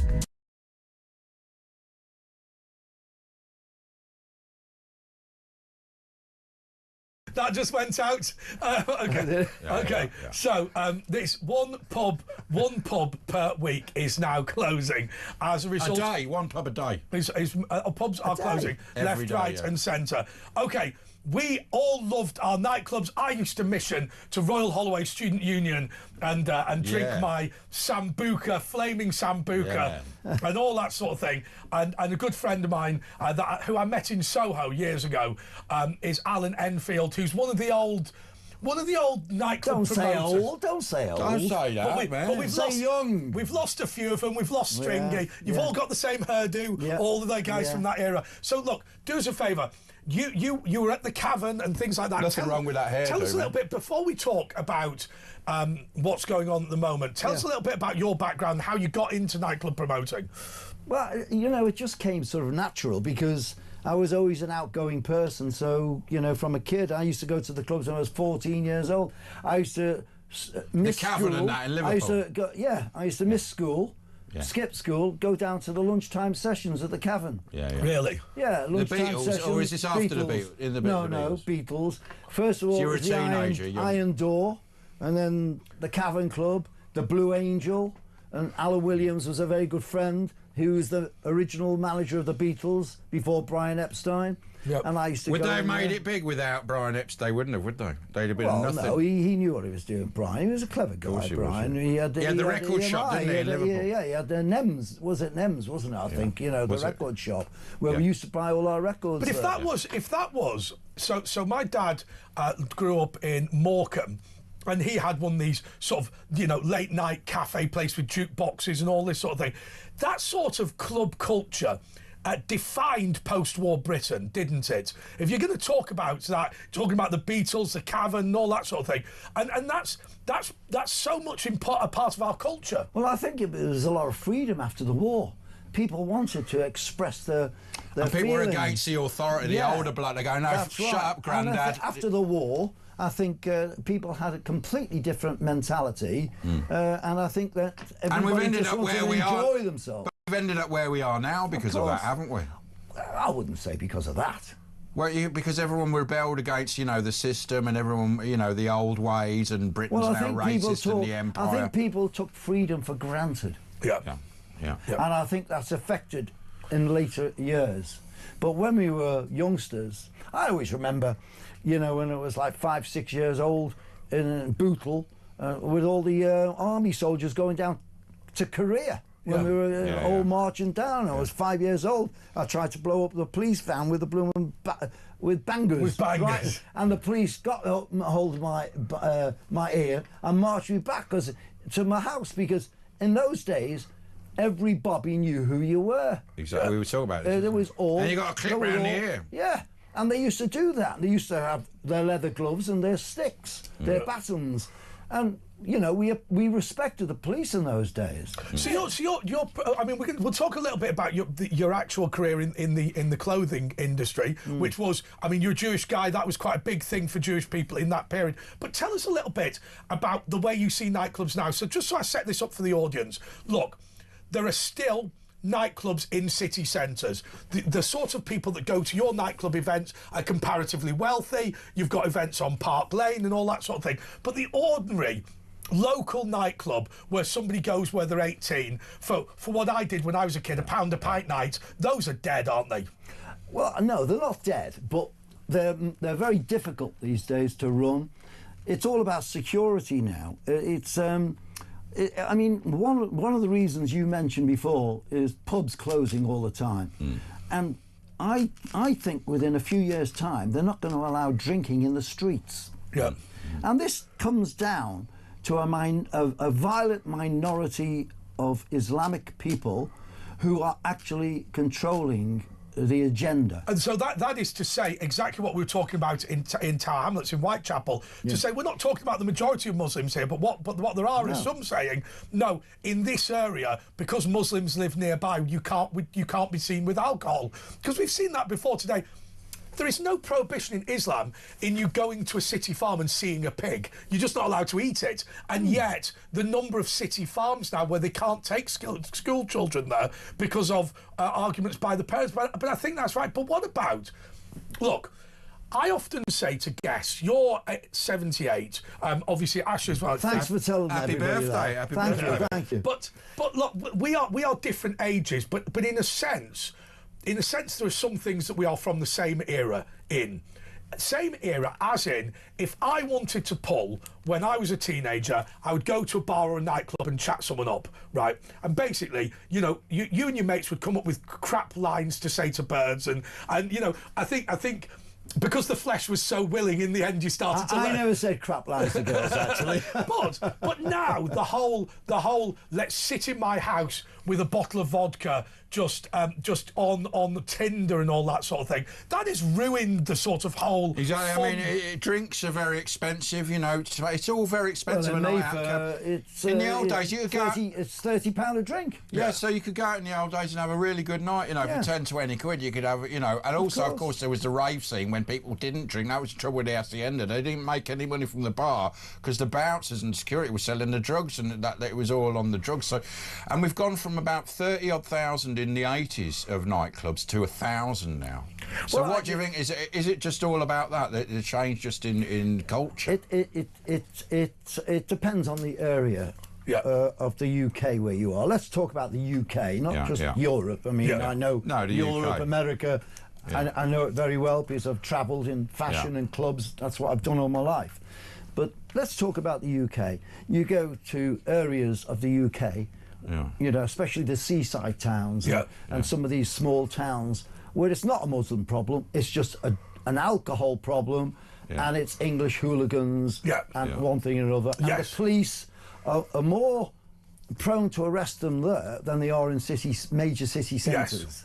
So it's the demographic of the UK, and I think it's the same in many countries now in Europe. It's the demographic. I think in Mayfair we're in a bubble. Yes. Right, and we're slightly more protected. Because you can organise a nightclub event and people will pay 40 quid for a gin and tonic. Of course. But a Mayfair club is not really representative of a nightclub. Well, that's why it says a bubble. No, that's what I said before. It depends on the demographic. But I mean... Sorry, I should listen. I actually think that a lot of the city centres, the major city centres, have a major problem with security. They do. Because there is... They've also got more residential, like Manchester, but people live in the centre. It's a very violent minority of Islamists, but it's a very violent minority.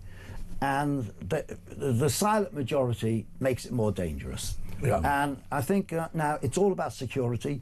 Even the shop, every shop's got security. Every place has got security. But you must... So, I mean, let's be clear. That in any business, the more you increase the overheads, the cost, the more you have to charge, and therefore the smaller the market is. Right. So, fundamentally, my question to you is, what happened in a bar, in a nightclub like the Cavern, right? That made it able to be profitable when you weren't selling alcohol? There must have been some security. Was it that you just didn't have 8 of them? They didn't get paid as much? How does it work? I think that people respected people more in those days. Right. I mean, there was... And everyone knew everyone as well, so if someone did something... There was the rockers, there was, you know, the Teddy Boys, all the rest of it. But, you know, and used to get chased down the street with axes. Really? Yeah. Yeah, but they never really chopped you up, though, when they got there. I got stabbed there in the back coming out of school by the Verzakli and Huyton gangs. They used to wait outside the school. By the way, before you go any further, I've got to tell you this, Alan. As you know, so in my postgraduate in journalism, I went to Serb-controlled northern Mitrovica. Right. I did my final project going undercover in the drug dealing gang. I've met Farkist insurgents. Well, you look like a drug dealer. Yeah, can you imagine me attempting it? So I met Farkist insurgents in Colombia. I went out to Mexico, to the border with America. I've been to the Golan Heights with the Israeli Defense Force. Right. I've done loads of things. I've been to Russia. I've been to Armenia. I've been to Stepanakert, which is the place where Azerbaijan invaded. I've had missile attacks on me, machine guns hitting a hotel. The only place in my career I've been evacuated by security is Highton in Liverpool. Well, there we are. That is the only place. I always remember in the Labu Solar and Bold Street, I used to pay £0.50 a day to this big black guy, Bobby, with ginger hair, and he used to protect me. But I still got stabbed in the leg by someone who didn't like me. Because when you're in the Bobby was cabin too club, big, he couldn't see them. and there was the massive fight on Bold Street. My God, and the police couldn't stop them. They were big lads in those days. Believe me, they were big bigger lads. in those days. Is that because the dock working? Yeah, they were tough lads in Liverpool. I remember the bouncers. I remember in London they were all like Lenny. What's his name? They were always sort of Lenny big. Lenny was it McLean? A big bouncer guy. They were enormous in the old days, and now they're sort of more like you say. They've got bouncers in big Greggs. lads on the doors, but they're all on it's steroids like now. the police. You get a 5'5" policeman now. Yeah. Policeman 5'5" wide. How could you respect somebody who's 5'5" and doesn't know the law? Yeah. Well, funny enough, I was at a protest the other day, and what they'd clearly done was they'd clearly put all the officers with people of a similar height, so they could do about. So basically, a load of sort of Oompa ones came and everything slapped them. But look, tell us about nightclubs now. So obviously, you're dealing to a slightly different clientele because you're the higher end. But in terms of nightclubs, are people still going out, and do you see a future for the industry? I think there'll always be a future, but I think it'll be very restricted in the sense of security. I think that most of the clubs now in London, not just Mayfair, are becoming private members. Right. Private. And this is to do with security as much as anything. And also, they can make money on a membership. Yes. They can survive without even people in the place, as long as people have paid memberships. But for me, a private members club is one where you own it. But then Soho House comes along, and they've got this idea of you kind of being a member of a club that you don't own. It's owned by a company. That's a bit weird, though. I just suppose it's not weird in nightclubs. Well, I think Soho House was a great concept when Nick started it many years ago. I think it was a great concept, and now everybody's doing the same thing. Yes. Everybody. I went to a club this afternoon in Knightsbridge, and they're doing the same thing as Soho House, but it's more of a members. But everybody's taking their computers there. Everybody's sitting down. It used to be more exclusive. I mean, I used to go there, in the 90s, and in the Groucho Club, and it was quite amazing. Yeah. You'd be Neil Tennant and George Martin, but it got sort of corporated. They took money from anyone, and bankers were there, and that sort of ruined the whole. I'll tell you what. It's all about money today. Yeah, I mean, everything's so expensive. Yeah. The rates. We used to pay business rates 14%. Now it's what, 24%. Well, that's killing the pubs, isn't it? killing The business rate, 300%. 300%. Business rate. Not so much minimum wages, but stamp. Everything. Some is have so gone up. expensive Some now. pubs have gone up 50 grand a year. Now they can't. That's them going out of business. I'll tell you what I think is a good concept that a lot of people do now, and I think it is something that's much more towards the future. I've seen a lot of people with these private members clubs, which are effectively rental office, hot desking, and a place where you can take people for lunch, and there's events in the evening and whatever. And I've got a friend of mine in particular who lives in Stoke-on-Trent, and one day a week he'll do his, if you like, London day. Now he pays, I think, something like maybe £2,000 a year for that, but remember, he gets all of the office facilities, and it's tax deductible because it's an office rental rather than. And I think that is good, because what it means is you can show up in London and do your thing, or show up in Manchester or whatever. I think that is, but that's very different to what you do. No, that's very different. I mean, I do a lot of celebrity events, fashion events, because of course I've been in fashion for like 55, 60 years. I was in fashion. What were you doing in the schmatter business? I was running fashion houses in Milan, Paris, London. Oh, right. So the fashion. I had a building Women's in Savile or men's Row. or both? Both. Right. Yeah. I had a building in Savile Row for 17 years. It was the old Tommy Nutter building. So were you passed away, I took it over. Were you a tailor? Could you do all the tailoring? Or? I was self-taught. I could do alterations myself, but I didn't have the patience. Was it the family business? No, my family were in the pottery business. Oh, right. My father was in the pottery. What, was he from Liverpool or Stoke? Around the pottery? Liverpool. Right, from but Liverpool. I used to go, when I was a kid, with him to Stoke. To Stoke, yeah. And in those days, I used to walk in front of the van because the fog was terrible, and help with the old tea cases. And Remember course, all the old tea chests? Yeah, the wooden tea chests. All the old tea, and we used to put all the with the straw and the china in, and presumably, and take it back to the shop in Bootle and sell Put it. the Hovis music on for this. I remember. I went to the Spode factory. It's all gone now. Presumably, it's all gone now. Yeah. So obviously, I mean, you're a Jewish guy who was in the clothing trade. What's your family background? Is Enfield presumably is something that's been invented? The name Enfield is actually a Polish name, end of the field in Polish. Oh, right, so you just translate it from Polish. My father's so your family lived at the end of the field. Well, my parents were born in Liverpool, but their parents, my father's side were Polish, it'd be Anfield. And on my mother's side, her parents were from Kiev, near Kiev, you know, yeah. Okay. Wow. Well, look, I'll tell you what we'll do. Wouldn't mind talking a little bit about the clothing trade because I'm very worried also about fast fashion. But let's do that after the break.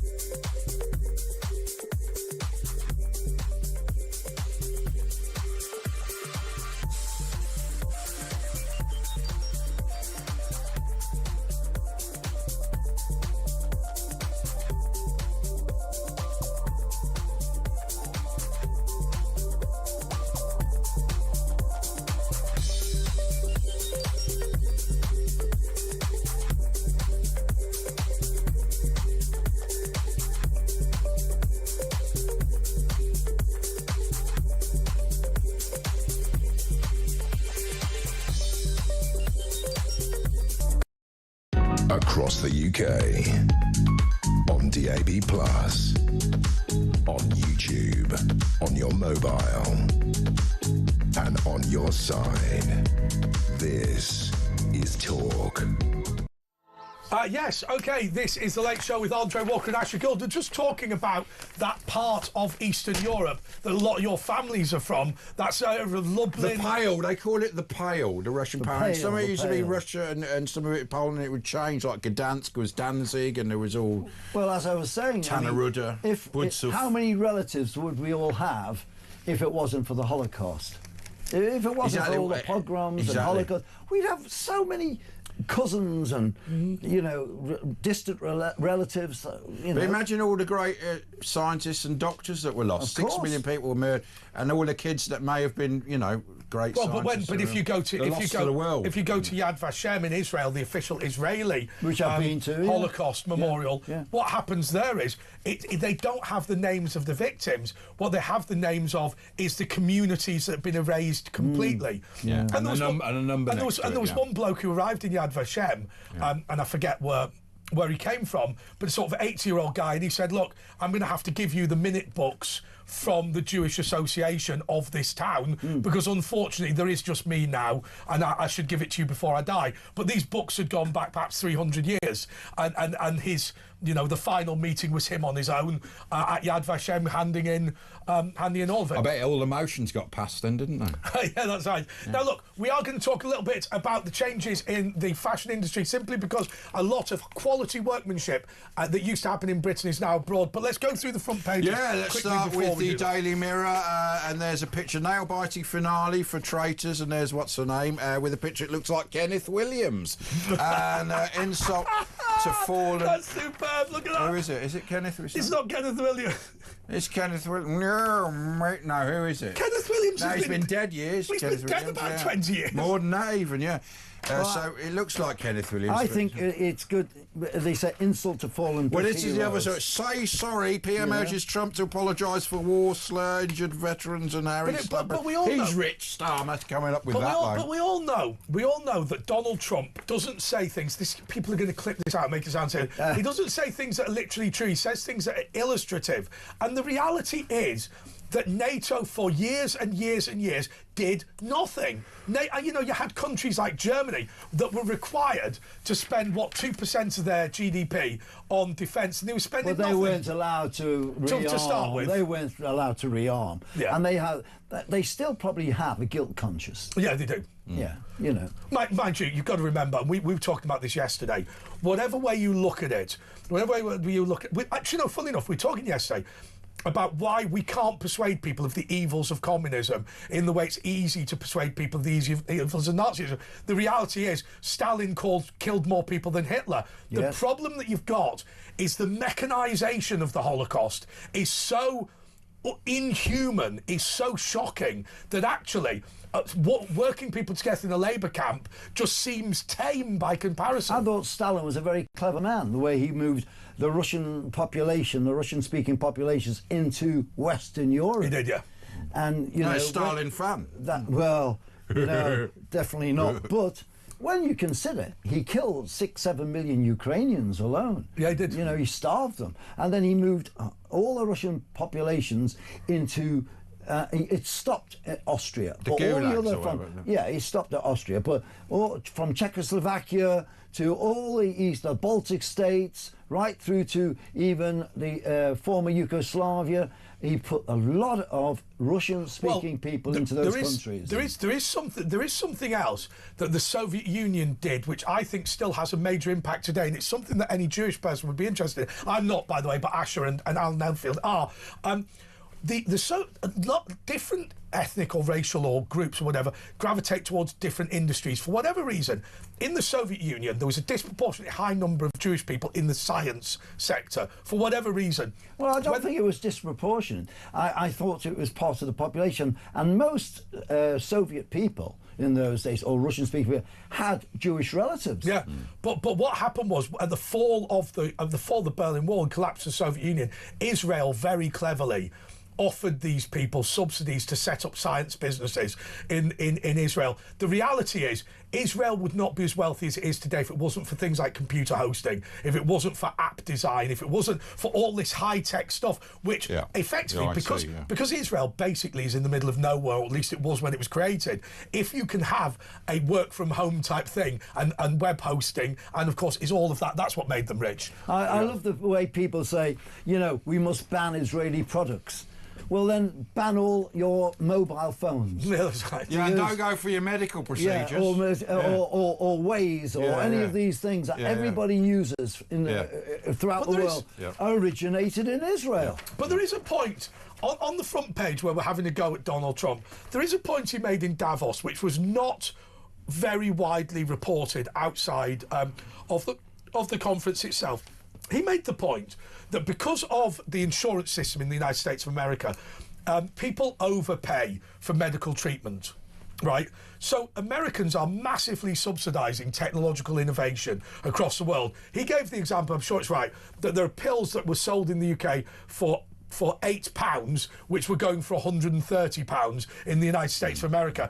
And I think sometimes the point that Donald Trump is making about Afghanistan, the point he's making about NATO, the point he's making is that we are all benefiting from the protection the United States of America is giving us. And we're not, sufficiently grateful, which I'm sure they're less worried about, than doing our bit as well. So at least the Brits can always say... Yeah, at least the Brits can always say, we've done our bit. But when you're talking about, and I don't mean to be rude, 2,500 Americans die in the war on terror in Afghanistan, and Romania it's 23. You can't get away from the fact that given that Romania is protected from the Soviet Union, protected from Russia by the Americans, you would, if you were sat in Alabama, sort of have some sympathy. Do you know what I mean? A point that you said before is healthcare. Why doesn't the government in this country, for example, with all the strain on the NHS, when a baby is born, why don't they put in a family £5 a month? Yeah. Or something like that for healthcare? Why don't they do that? They get a lot more than that, though, under this new... Yes, but what I'm saying, from a person, when you have a family and you want to look after your children, and you know that everybody needs health care, everybody. Yeah. Why don't they automatically put £5 a week or a month or whatever it is into What, the family For the would? family. But if you Shouldn't look the family pay the £5? Yes. Right, no, I agree with that. But if you look at... It's logical. But that's only, how much is that a year? 200. It still adds up, though, doesn't £5, it? £10, whatever. Yeah, and it's why all don't add they? up, though. Why don't the government make it? You can take it out of wages Yeah, if you're good idea, employed, or you can take it out of your benefits, and make sure. Yeah. But if you look at what we did with national insurance, which is a scam, and what Singapore did, it's completely different. So the average amount of time that your national insurance money stays in the government's bank account is 4 weeks. Our insurance, if you like, is simply it's a Ponzi scheme, right? There's no doubt about it. What happened in Singapore was precisely what you said. What they started doing was investing money for healthcare long term, and they were able to sort out the problem. Of course. And the problem is with us.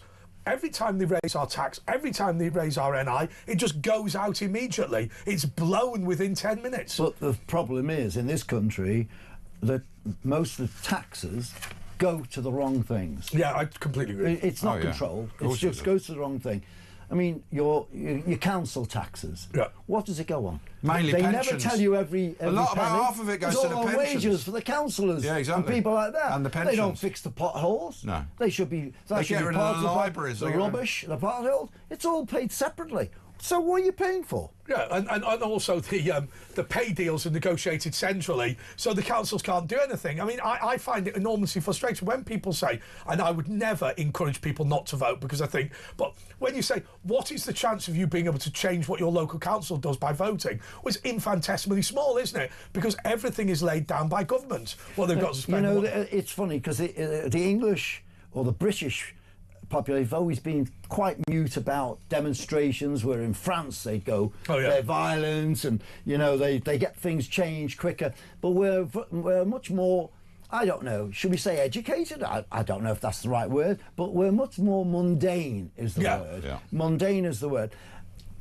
If the people really wanted to change things, then they've got to, Well, look at the poll tax rights. Look what happened. That was just poll tax. This is a lot. Cancelling elections. But your life is a lot worse, isn't it? And they would do nothing. Yeah, but if you think about England and the way France developed, I've thought long and hard about this. France is ruled by a government. People tell you what to do. The local mayor will tell you what to do.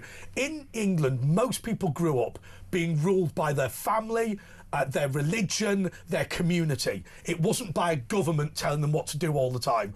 And so in France, you develop this idea of having to thump the local government official, whereas in Britain, the local government official isn't bothering you. But it's changing now. But it's changing. I think if Keir Starmer had his way, he'd definitely put his thumb down on He's authoritarian. He's authoritarian. We're a nation of government. All of a sudden, we're having more people arrested in this country out of free speech than in Russia. And China, that's ridiculous. And China, even with even proportionately, actually. And people don't. I think people are closed. I don't know if they're aware of what's going on. People are scared of self-censoring, but our audience are, and they're ringing in Cindy, Stephen, Paula, Mark. Just to be clear, Alan Enfield then just said that more people are being arrested in the UK for hurty words than Russia. Just to be clear on that statistic, last year Russia arrested 300 people for what they'd said on Twitter. The United Kingdom arrested 17,000. And on that bombshell, give us a ring if you want to talk about clubbing and pubbing, what's going on in this country or anything else. We'll be back. It's Andre and Ash, and we'll be back after this on tour. And Alan Enfield. And Alan Enfield, of course.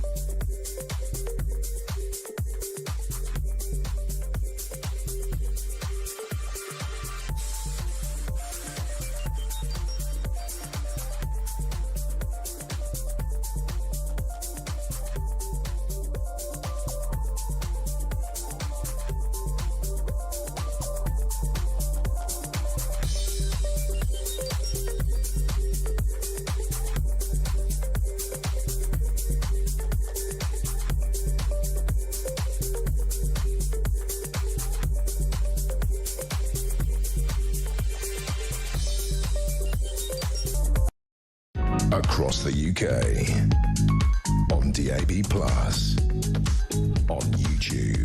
on your mobile, and on your side. This is Talk. No, yes, this is Talk. I This like is this. Insult to fallen Brit heroes. We did that in the last section, but no, go on. Not really, no, because we haven't done it in depth enough. No, Alan, the way it works is I've got to introduce the show, right, and then you talk. Don't worry. That's Alan Enfield, who's the nightclub promoter. Just to say, this select show with Andre Walker, Asher Gould, and Alan Enfield. Alan, talk now. You're all What's right. that? What? Press preview. Tomorrow's. What was that then? What were you saying? I like the idea, insult to fallen Brit heroes. Yeah. I don't think people realise how many soldiers have died from this country. No, 470. That's nearly in the mirror 500. today's mirror. Well, how many people have been injured? How many people are... Many have been left with no limbs, blind. Exactly. Yeah. And I don't think people talk about it enough in this country. No. In America, they really worship their fallen heroes. You get to the front of the queue and stuff like that, you get looked after. Here, you're living in a doorway while migrants step over you to check into their five-star And they want to hotel. sue soldiers because they think they've committed crimes. Well, excuse me, if I was surrounded by people wanting to kill me, I might commit a couple of crimes as well. Yeah, it's absolutely right. That Phil Schreiner, who was later struck off by the Law Society, what he was trying to do was make Britain incapable of fighting wars by suing soldiers one by one, fabricating evidence. And by the way, just in case anyone from legal's worried, Phil Schreiner was struck off at the Solicitors Register for fabricating allegations. It's absolutely disgusting. But Alan, in general, we don't care about our history. We don't care about our heritage. We don't care about our traditional institutions. I think we used to. Oh, I think we did. I think we used to. Oh, yeah. It's only that I think that these days, I think teachers have got a different attitude and a different... But it was a bit like woke. what you said about after the war. The education system in this country, it doesn't teach you about English history anymore. Well, it slags it off. It says the Empire was terrible, we were racist, Churchill was racist, Shakespeare, and we stopped, Dickens... The British Empire actually stopped the slave trade. Yeah, that's right. Oh, by the way, just to be clear, there's a guy in the gallery, I won't bother naming him, but there's a guy in the gallery who, when he was at school, he had lessons about slavery, and they said, if you mention that Britain stopped the slave trade, we will throw you out of the class. Really? Well, it's fact. It's fact. It was Matt. Well, I said we wouldn't name him. But, sorry, Matt. Yeah. You're in big trouble now. OK, let's go to the front page of the Daily Star, which I think you'll find is a right riveting read. And again, it's about traitors. Claudia's traitor secret. There's no picture of Kenneth Williams, who I think it was Kenneth Williams won this year's Traitors. Have you been watching, Alan? I have been, yes. So tell us, because I don't know, what's all the kerfuffle about with this Traitors? I've never watched it. What's everyone going mad about it? I don't know why they're talking about traitors. I mean, do you watch it though? No, I mean, I've never. Yeah, I've seen it. You just I've said you're a big once. fan. No, I've seen it once, twice, but I don't really understand what it's about. I don't understand what it's about. You just sort of watch it and you I go, watch it, but I don't know what it's about, but I like the... Yeah, I like the colours and that. Yeah, but I don't understand what it's about. Yeah. So you watch a whole hour of telly and you don't know what you just watched. Do you know what? I turn it off. I get bored. I turn the station. So we won't explain what the Traitors is. Basically, you're in two teams, faithfuls and traitors. But it doesn't really matter. Here's the interesting thing. The 6 o'clock news tonight, the BBC 6 o'clock news, don't watch it, it'll just upset you, Alan. Yeah. But the BBC 6 o'clock news, we're crowing on about how well the Traitors did. The Traitors have got an audience of about 4.7 million. Riding up to 8 tonight, but this is nowhere near the level the BBC used to get. So they're not. But I mean, the thing about what you just said there, it was on the news. They don't even report about Iranian people being put down on. But Traitors, Kenneth Williams wins. It's front page on the bloody news. But the point is, the BBC ever say 38,000 Iranians have been killed? No. They'd rather tell you Traitors. Claudia Winkleman's got a new fringe. That's the Daily Star, the thought for the day. By the way, I mean, it's amazing when Claudia Winkleman goes on about, socialism. I mean, her brother-in-law's a member of the royal family. Her mother is Sue Pollard. Is that... No, Eve Pollard.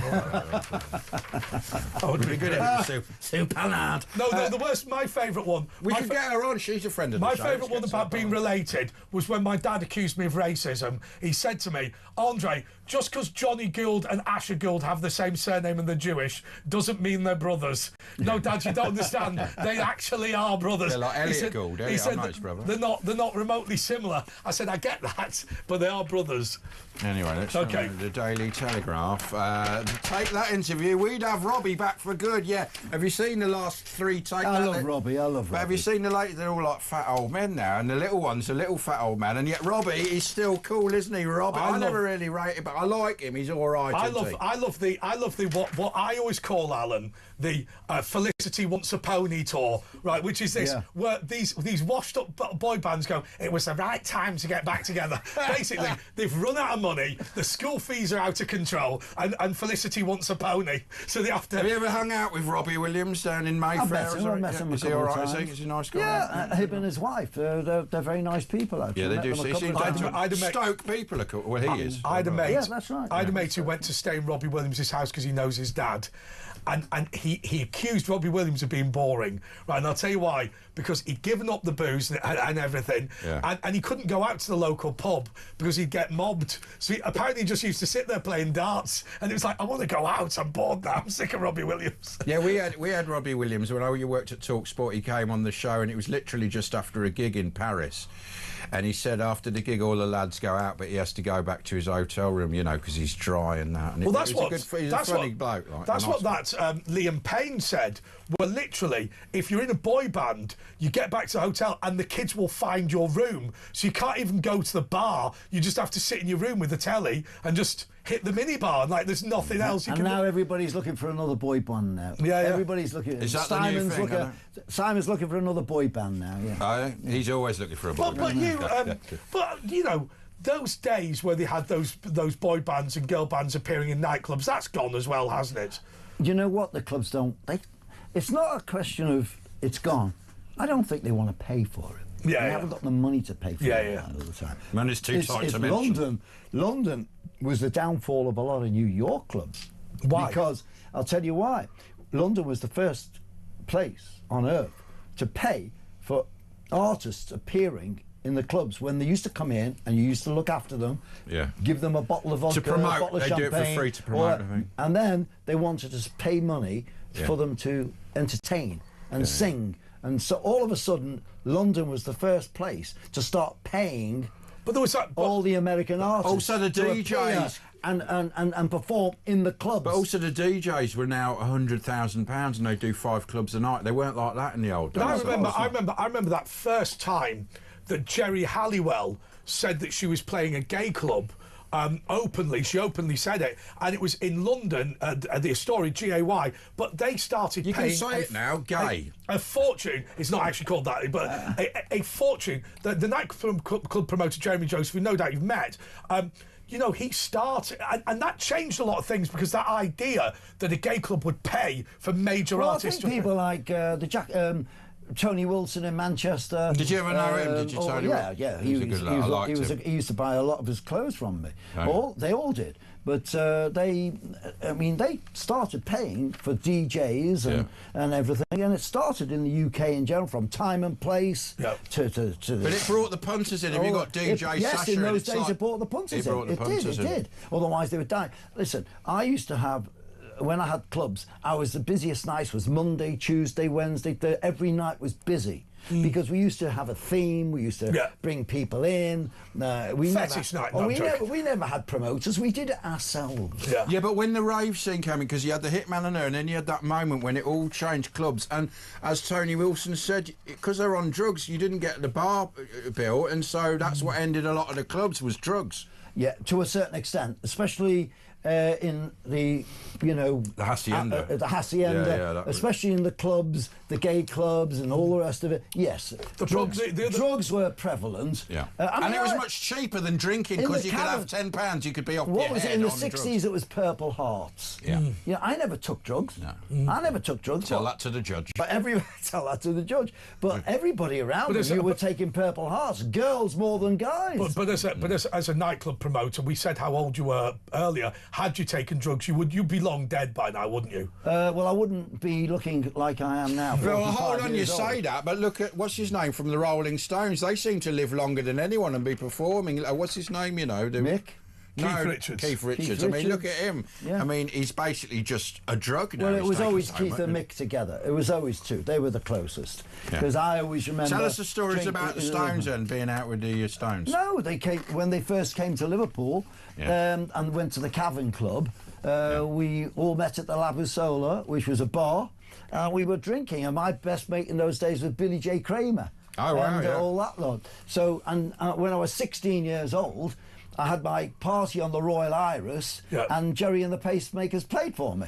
Yeah. And then we used to go over to Brighton, New Brighton, and Rory Storm and the Hurricanes used to play in the arena there. Just to be clear, there's a place called New Brighton. New Brighton, that's what I'm saying. That's on the Wirral. New Brighton. Yeah, not Brighton, New Brighton. That would have been a long sail. And those were the days when they used to push the bikes over the cliffs, and the police used to come over. Where have they gone? I was in a purple suit. Said, they've gone that way. They're all hooligans. Arrest the lot. But you know, being Liverpool, you knew John Lennon and all the people. Yeah, I've met Tell us John about Lennon. John, because a lot of people I've met who knew him said he weren't a nice bloke. Well, I was 14, 15 years old. I started to drink black velvets. Is that rum and blackcurrant? Is that blackcurrant? Well, it's supposed to be Guinness and champagne. It is. But it was always Guinness and cider we drank. Yeah. So, and remember, the clubs weren't licensed in those days. So we had to go to a pub. And so when Love Me Do got to number 18, we were all celebrating. And John was in the back of the room and the grapes, and we all got drunk. Yeah. Was he all right? Was he a miserable drunk? His wife, you know, at the time and all that. Well, she's lovely, isn't she, Cynthia? And Julian? Well, it's a long time ago, and Julian's lovely as well. Yeah, he's done well for himself. But, you know, yes, I used to know them. I used to go to North Wales, to Pwllheli, and to all the Butlins holiday camps. And of course, every Butlins maid was pregnant. Everyone was all pregnant. your kids, isn't it? That's well, why I don't know about that. I've been accused, but no, it's not true, I don't think. But there we are. It's amazing, isn't it? You know, that idea of the fact that all the old army camps, when the war finished, were all next to some of the nicest parts of Britain. Well, they've got to open them all again. They've got to open them all again now for the boat people. The illegal migrants. The illegal migrants. Well, Alan, I'm going to come down. What club are you taking me to? What's your next event? I've got an event for Fashion Week, because it's London Fashion Week coming up. So the next event is the pre-Fashion Week party I'm doing with a designer called Nico Dodona. And it'll be. I'll tell you, we've just had a change of plan. Are you willing to hang around, because we'd like you to take some calls with us? Are you interested in doing that? We'll keep him around. It'll be all good fun. But Alan is a nightclub promoter, also one of the last people, one of the last Jewish people in the rag trade in Britain. Obviously now it's much more. It's much more Asian, but get your calls in 0344 499 1000. Yes, it's all about your calls. We've got Mick and Robert, Mark. Who's that? Kay. Okay, Grace, Georgina. Give us a ring, and you can leave us WhatsApp message. What's next? What was that, Chuck? Something. Roy is next. Yeah, Roy is going to be on next. And what we're going to do be as well. You can leave us a message on WhatsApp at the same number. Got to remember an earpiece for Alan. We've made that mistake before. Get an earpiece. Anyway, at Andre JP Walker, at Virtual Ash, if you want. Have you got Twitter or anything like New Fandangled stuff like that? I don't use Twitter. Just give him a fax. I use Instagram, WhatsApp, and Messenger. Oh, right, so you do. So, well, stay 2 minutes. He's going to stay with us for the calls, because he's got an interesting take from his life. So, back in a couple of minutes after the news.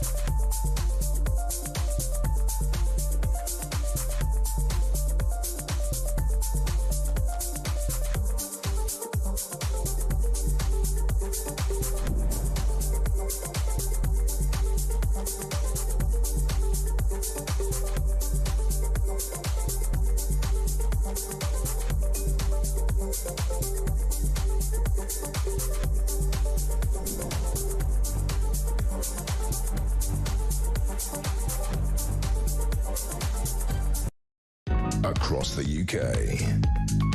On DAB+, on YouTube, on your mobile, and on your side.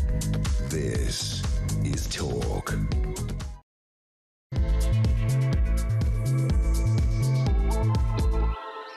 So, before we go to Roy, right, this is the Late Show with Andre Walker, Asher Gould. Alan Enfield has decided to hang around.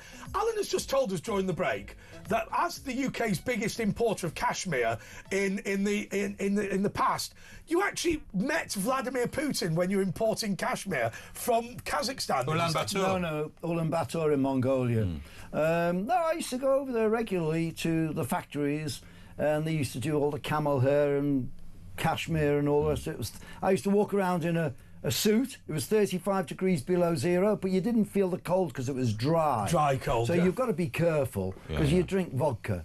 And in those days, they were drinking goat's milk and vodka. And I used to stay in these big Stalinistic, Soviet Union hotels. I've seen them, yeah. And massive radiators, massive gold radiators. And they were just lukewarm, so they used to give you big felt blankets to sleep on. Right? And you'd be drunk on yak's milk and vodka. And in those days, they used to give you a beautiful model who would be a top international model in those days because they had to look after you.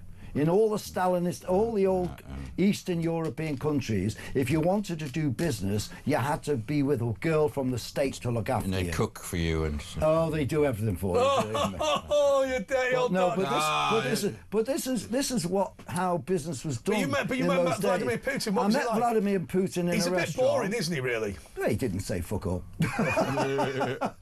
Not even in Russian.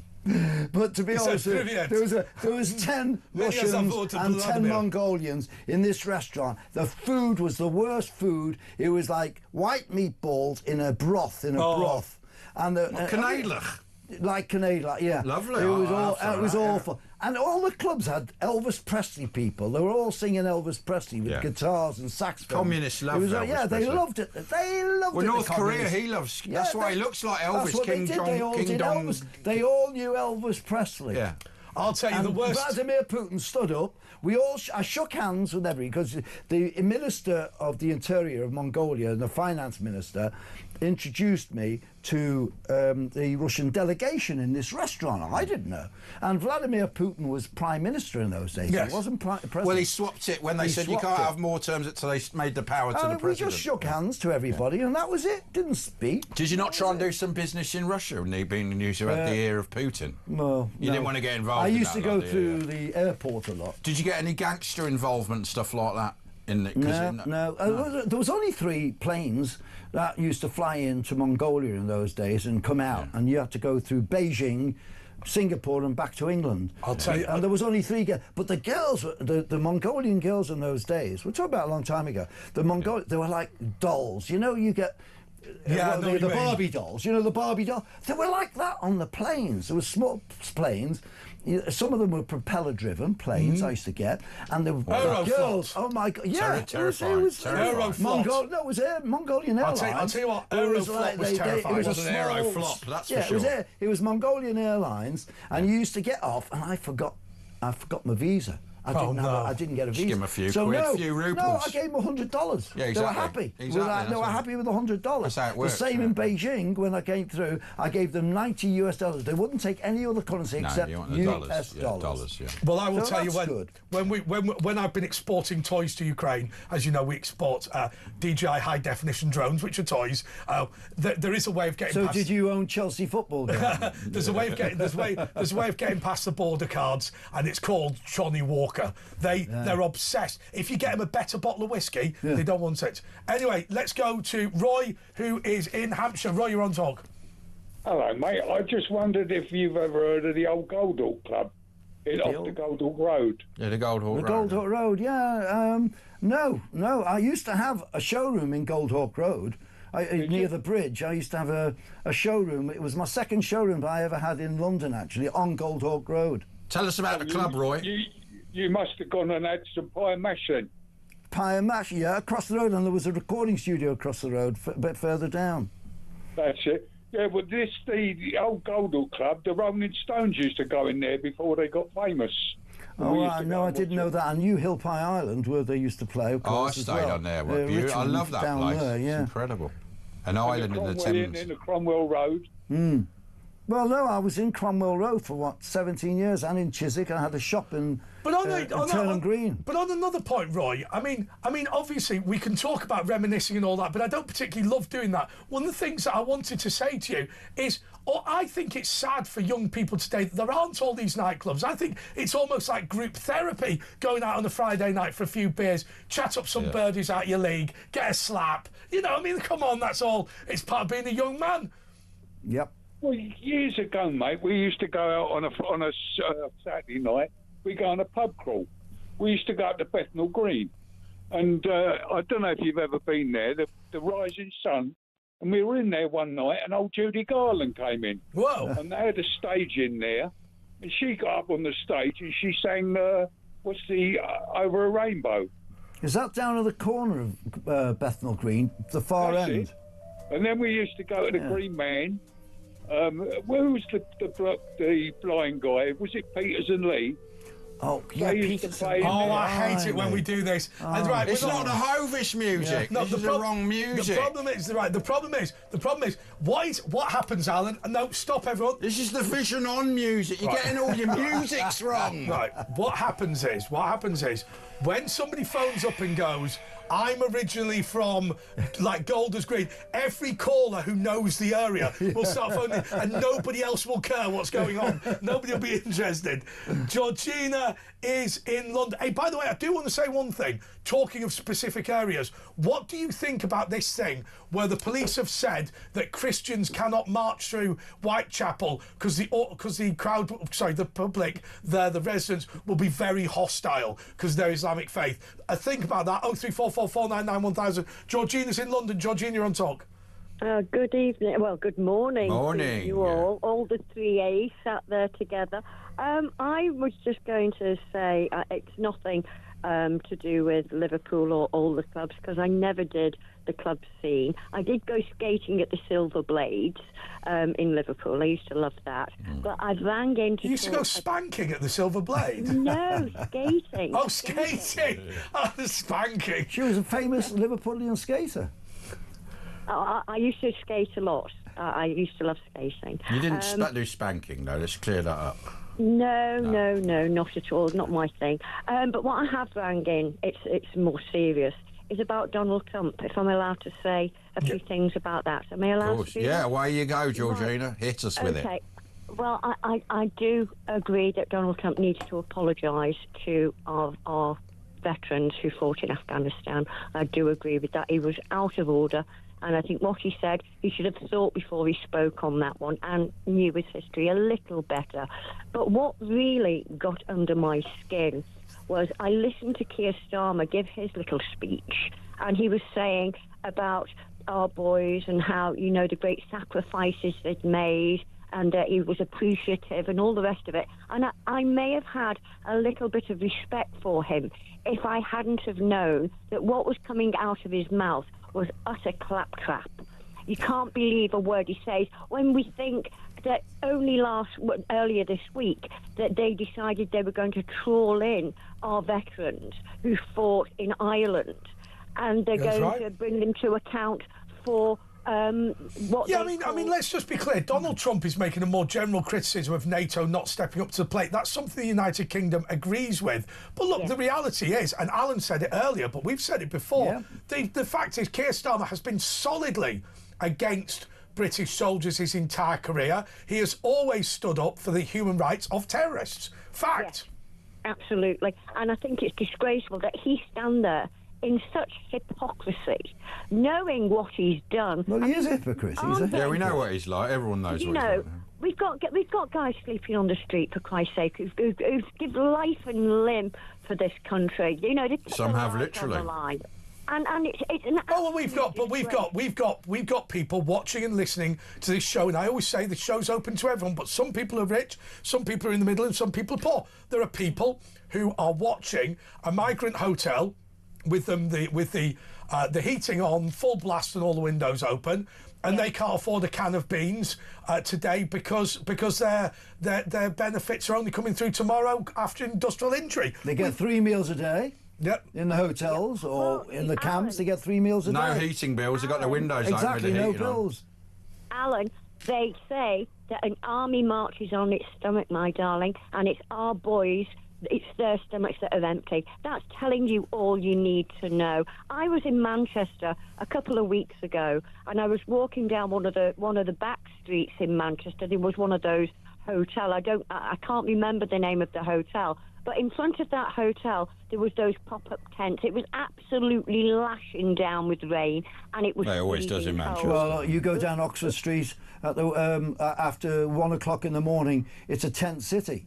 Yeah, well, it was our. So what you're saying is our servicemen are in the tents, and the people that fought for the Taliban are in the hotels. Well, the migrants were stood outside smoking. There was migrants. Oh, well, we know that's what's We going on. we know that's going on.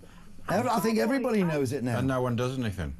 I spoke to 2 of the young lads. Well, they weren't young. They were young compared to me. But 2 of the lads who were in those tents, and let me tell you, they had both been in the services, in the armed forces. A lot have, yeah.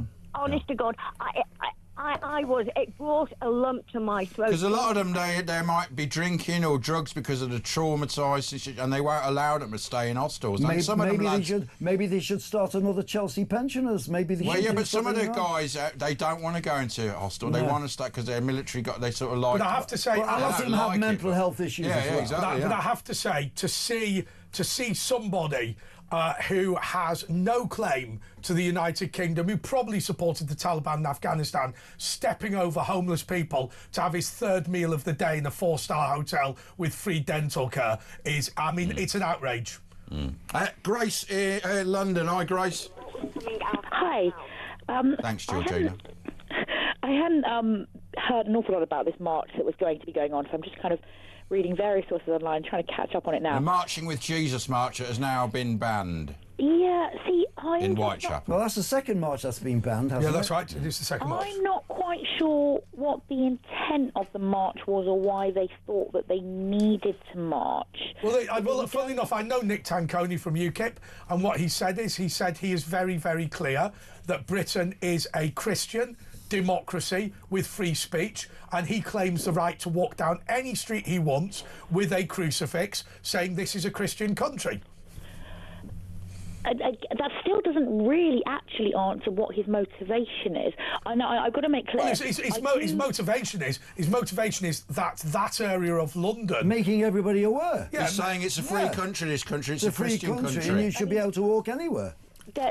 Yeah, but you could spend all day just walking around in circles. No. Well, I think the simple point is this: the infrastructure of an Islamic state, the paraphernalia of an Islamic state, is being built in Tower Hamlets, in Whitechapel. What he's saying is, it's fine having a mosque. It's fine having, some road signs in different languages. I'm not sure I am fine with that, but okay. But equally, a group of Christians can walk through this area. Because, look, I was speaking to somebody from the Jewish community the other day who, for historic reasons, owns a building in Tower Hamlets and in Whitechapel, and he said, I take the skull cap off when I go to visit the building, because otherwise I'll get my head kicked in. Now, ultimately, that is a British citizen being attacked by people who arrived in the country in the past 20 years on the grounds that in their backward dump that they came from, Jewish people are not popular. And every area in this country is a Christian area, and that's what Nick Tanconi is saying. But I just don't think it's about Jews and Christians. I just think they want to take over. Full stop. Right. So well, this is one problem. Let me just say this to you, Grace, that I'm worried about. So, a lot of these takeovers, the way that sovereign areas have been created and all this, I think the United Arab Emirates are right. I think the Muslim Brotherhood is deliberately trying to take over the United Kingdom, and we're not taking seriously enough. Well, Nigel Farage said he's going to ban it. Let's see if he does. But Trump's banning it. Most countries have banned it. Most Islamic countries have all banned Islamic it. countries. They're not sending their kids here now because they're worried about them radicalising the Emirates. I mean, how did Hamas start? From the Muslim Brotherhood. Let's just remind ourselves of the story from the United Arab Emirates, because you may have heard it before, but let's remind ourselves again. No students from this September onwards will be allowed to study in a UK university from the United Arab Emirates and claim student support from the country. Secondly, no degrees, doctorates or postgraduates from any British university will be recognised in the United Arab Emirates. The reason for that... And the Arabs are saying it. Yes. It's the Arabs that are saying it, not the British. And the reason for that is, for those young people from the United Arab Emirates who are rich enough to come to university in Britain without financial support from the UAE, their degrees will not be recognised. And the reason they're doing it is this: the government of the United Arab Emirates believes that there is a threat to national security of their citizens going to British universities because they will be indoctrinated as jihadis. Exactly. And the epicentre of Islamism is now in Europe, and specifically the pinnacle is in the UK. Anyway, thanks, Grace. We're going to take a little breaky. We've got Alan Enfield with a D in the middle. He's coming up. He's club promoter, pub promoter, but he'll talk about anything. We're talking about. He's just up for it. He's just a scout, isn't he? He's just a scout. Yeah, he's up for it. He's got Stringfellow hair. It's me and Andre on Talk. We'll be back after this.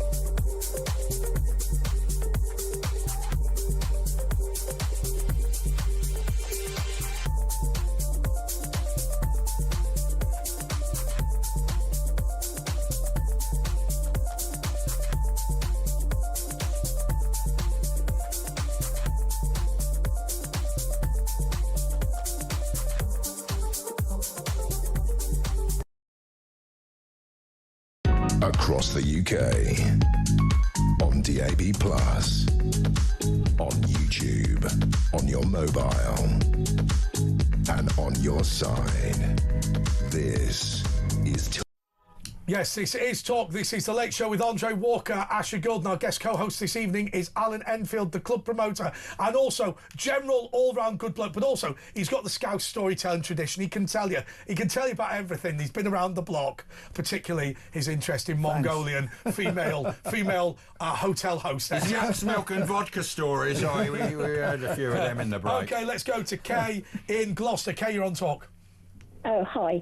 Can you hear me all right? We can't hear you. I originally phoned up about the women's only carriages. Right.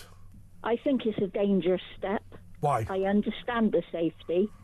I feel that we are closing our lives down in order to accommodate a different culture. I see what you're saying. So is your view what an Australian senator said? We shouldn't be restricting gun ownership. We should stop Islamists being able to organise in Australia. I suppose in radical Islamists. Yeah. Oh yes. Yeah. Yeah, I think I'm appalled at the state of this country and the state of how our so-called politicians have led us or... What do you think they've done? Do you think that they've been well-meaning and ended up bringing people to the country who simply shouldn't be here? I think they... it may well have started off like that, because I have friends of different cultures. Yes. So I'm in no way I've got a problem with races. I have a problem with radical Islam. I do not like the way our children, so it's not just girls, it's boys and women, are being, it seems, a more and more common thing for them to be raped or attacked or assaulted. Yep. I think that is disgusting. I do not think that the people in power are aware of the damage just one incident of that can do, let alone multiple. What would they are aware though, aren't they? I think people are aware now. I think people are aware now. But what about the way that incident when a girl was being raped by a gang of principally Pakistani men, and when her dad came to rescue her, he was arrested for being a racist, and they returned the 15-year-old to the rape gang. Yeah. And so what they've done is collaborated, if you like, with the act. Yes. So what is the what would you do if you're Prime Minister, Kay? What is the answer? I think we should listen to what the Saudis have told us. Have you ever been into a Muslim house? I've got Muslim friends, and their parents are listening. There's about 10, 12 channels, Islamic channels, speaking in their own languages, mainly Arabic, but Pakistani and all the rest of it. Yeah. And there's 10 or 12 channels, and you don't know what they're saying, and they're all by imams. They're all, you know, and a lot of them are actually preaching hatred, and they're on television. But how do you know that if you can't? Because they tell me, because my friends tell me. I mean, we know in some mosques, like not all, but not all mosques, but yes, they preach a lot of hatred. Yeah. When you say hatred, no, which is it's a takeover because it's not a secret. They've already said it so many times that we are here to take over. Yes, and to we're not create here to take Sharia part, law. we're here to take over. Not to take part. Yeah. But if I was Prime Minister, I would cut down on the channels. Yeah. Because there's 10 or 12 channels that they just watch like all day. I've been out with the daughters, the son, and the parent. They're just watching, like, you know, they just. You know, they just won't take their eyes off the television. Yeah. Well, the point you're making is nothing else is going on. Nothing else in the world matters. They're just watching and listening. The blinkers are on, and the blinkers are on, and they're just indoctrinated completely. But I saw people say this before today. Look, I don't agree with terrorism. I don't think it's right. But Charlie Hebdo was blasphemous against the Prophet Muhammad. Therefore, they had to understand that was going to happen. So if I wear a Jesus T-shirt and say it's Muhammad, what would happen to me? Well, I think a lot of people, unfortunately, would say, I would not personally kill you, but I wouldn't intervene if somebody else did. Well, there we are. Yeah. Well, Zara Sultana, wasn't it, said we're not here for the crumbs on the table, we're here to take the effing lot. I mean, people are saying it openly. It's true. Yeah. Sorry, Kate. But that's the frightening thing, isn't it? Do you not... this is the frightening thing for all our children and grandchildren now. That what they have allowed to happen. Well, the BBC, that guy, you want your country back, you can go and F off or whatever he said, you know, what's his name, Bob Villan, you know, this idiots, and all the people, you know, British people clapping him and the BBC going, right imagine a man, Bob Villan, comes... A posh kid, by the way, with a double-barrelled name. Stands in front of you and says, I'm going to take your country off you, and they're all clapping. Like and I'll tell you why they're clapping. And I'll tell you why they have a problem with Israel. And I'll tell you why they have a problem with Donald Trump. And their own culture. And I'll tell you why. Because they believe that it is the natural state of humanity to have freedom, to have democracy, to have free speech. They believe that if everybody's nice to each other, the end result will be democracy, freedom, rule of law, free speech. That is not what's going to happen. If you look at what happened at the United Nations, we thought, wouldn't it be great? Wouldn't it be great if we got all these countries together? And what happened was those countries said, hey, listen, there's only a few democratic countries. Let's all the rotters vote for bad stuff, and let's listen. If there's 1.8 billion Muslims and 30% of them want to take over the world, how many millions is that? No, it's quite a lot. That is Exactly. It's about 500 million. Iran. Exactly. Look at Iran. We've had the warning. Look at Iran. That's why I'm looking at Lebanon. But therein lies something interesting, Kay, because it's clear to me that the people of Iran, having lived under an Islamist regime, now want to become moderate Muslims in the democratic state. Well, it's the biggest religion is Christianity growing in Iran. It's the biggest religion. Well, I mean, the Middle East, all those countries were Christian. Egypt, everything, and so we can see what happens. Anyway. How many Christians are being killed in Egypt? No one cares about the time? ethnic cleansing Nobody of cares Christians about in the Coptic Nigeria. Christians. Well, I mean, even Bethlehem has been decimated. The Christians. We're walking with our eyes shut. Well, no, our eyes are open. By the way, it is worth pointing out, why is it that they drink brandy in Armenia? And the reason is because they inherited it from the French. So that's why they have brandy in Cyprus and Greece. And of course, all of that used to connect. But now Armenia is in the middle, basically, of these Arab worlds. I love my Arab clients when they come in, and the older men, what do they drink? They drink Chivas Regal all day long. They drink, all the kids drink vodka and champagne, and they love themselves, all the Saudi girls.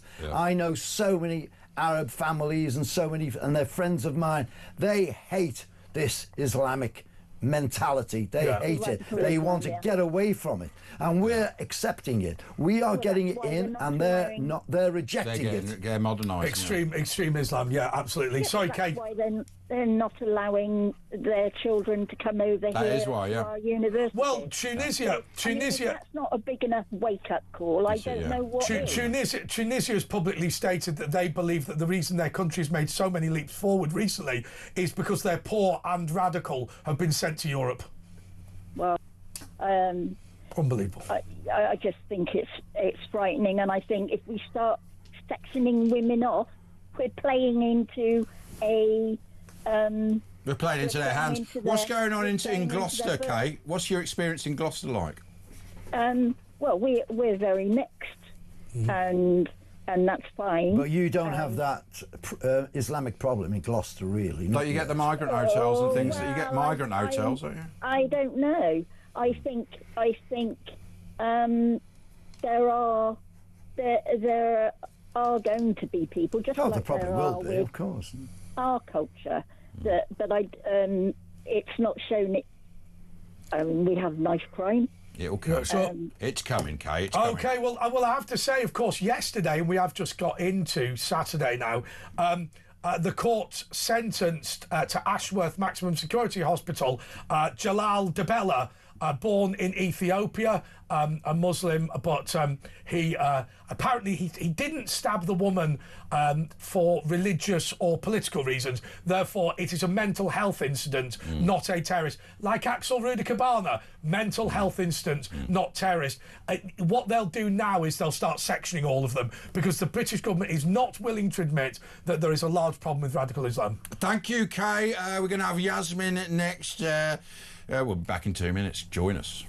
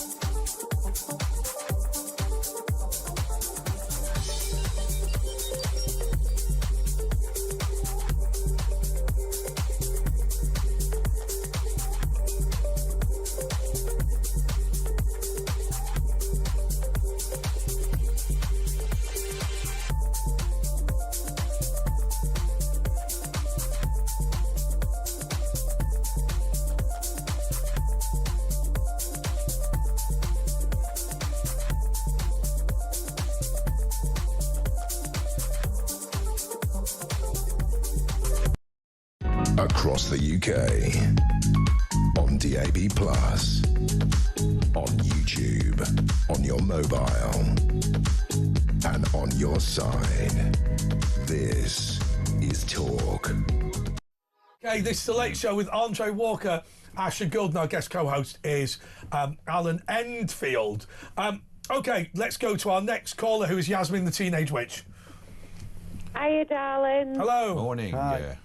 Hiya, Alan. It's nice to hear your stories about your escapades around the world.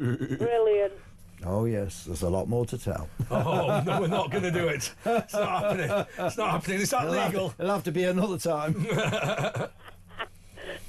What was going to say? Oh, yeah. Last night we were talking about Muslims and whatever, and the situation. There's 6% of Muslims in this country compared to the I don't think that's true, that figure. No, they've been saying 7% or 4 or 5 or 6% for the last 7, 8 years, 9 years. If you look at Google, I think it's a lot more. Yeah, but what I'm talking about is settled Muslims, not the immigrants. Right. And what I'm seeing is, when we were younger, we were able to go on what they call wit walks, which was the church walking all around everywhere and have a big parade and a party and things like that. And I believe anybody with a cross, anybody with a Star of David, anybody, any religion should be able to walk anywhere. There shouldn't be any restrictions on anybody. No. Because, let's face it, the immigrants aren't paying taxes, the other people are. Do you know what I mean? So that's... Well, you mean the illegal immigrants are not paying taxes? Yeah, that's what Well, I'm also saying. legal as well. Well, they're on benefits, most Yeah, of well, them. exactly. 67 or 68% are on benefits. Yeah, but I also believe we should empty our prisons of illegal immigrants or any foreigners who've committed a crime and literally take them on a plane and deport them. But then they'll just be free. Shouldn't we put them in prison and then kick them out at the end of the sentence? We've kicked people out, but they've come back. Too much money. It costs too much money. But then they just walk scot-free. They commit a crime and just walk scot-free. No, they get sent back home to the origin. Those countries, but those countries don't want to take them. You try and send them back, they won't take them. Well, they won't put them in prison. There are exchange schemes that you can use. The other thing that Donald Trump does is he sends planes full of prisoners, and he simply says, if you do not take these prisoners now, we will not allow any of your citizens to enter our country at all. Well, you put tariffs on them. Yeah, but one of the things that can say the British government is, if you don't take them back, we're giving you no more foreign aid. Yeah. Well, I mean, look at what they did with India. They said, they said you can come here and you don't have to pay national insurance. Don't worry. And they said to the employers, you don't. So of course, people will employ someone from India where they don't have to pay national insurance. India's got very big problems at the moment, Ash. It's the largest growing religion is Muslim in India, not Hindu.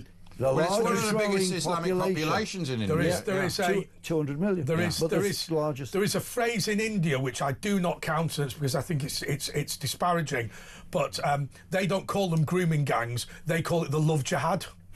And what they say is, they say the purpose of this is to get as many Hindu and Buddhist girls pregnant as possible, and say that you are now Muslim That's children. why they're raping girls here. But if they get pregnant, it's got more Muslim children. But I will say one thing. I don't know if that's true. The problem is. Stop. The problem is. What we are doing is we are pandering to the small majority. Where is, Yasmin, and you're from a Muslim background, where is the support from this country for the Muslim majority who don't support all this garbage? I agree with that. There's a lot that don't, but I want to tell you about the Muslim jihad, what you're saying about the love children. Just to make it clear, I know we say this when you're on, but you do have an Islamic background, a Jewish background. You've got all different in your family. Mine's 57, babe. But what they have is one of my family members we call her United Nations because she's got 2 Chinese children, 2 Lebanese children, 1 Indian children, 1 Pakistani child. So she's been in that love bombing situation. Equal opportunities. Yeah, exactly. But what I am going to say is this, and this is the key thing.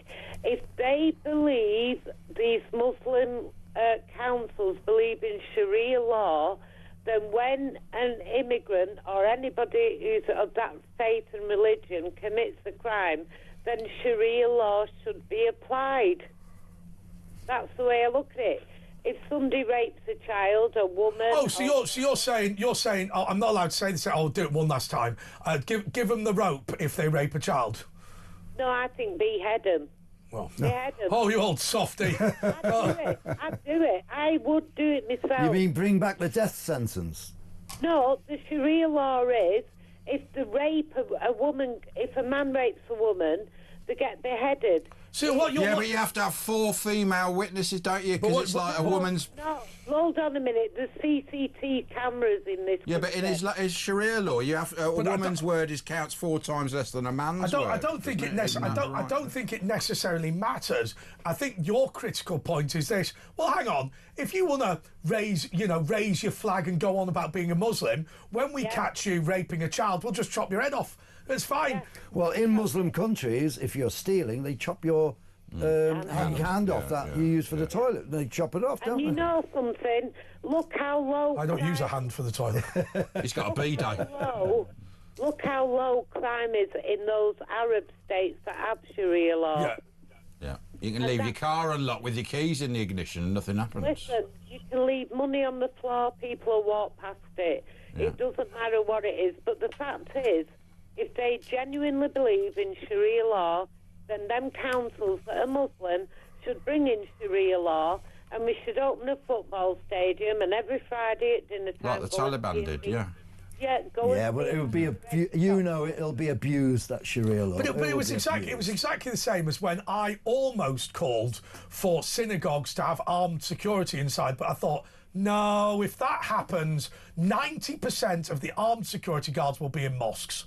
They'll go, no, we're protecting all religious institutions, and it'll end up with just every mosque having 5 guys with a machine gun. I like what Trump does sometimes. You ban a country from coming in. Yeah.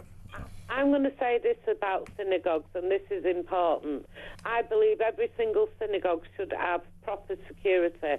I also know... I think our border should have proper security. I also know that any country that has welcomed Jewish people in, their economy has started to go through the roof.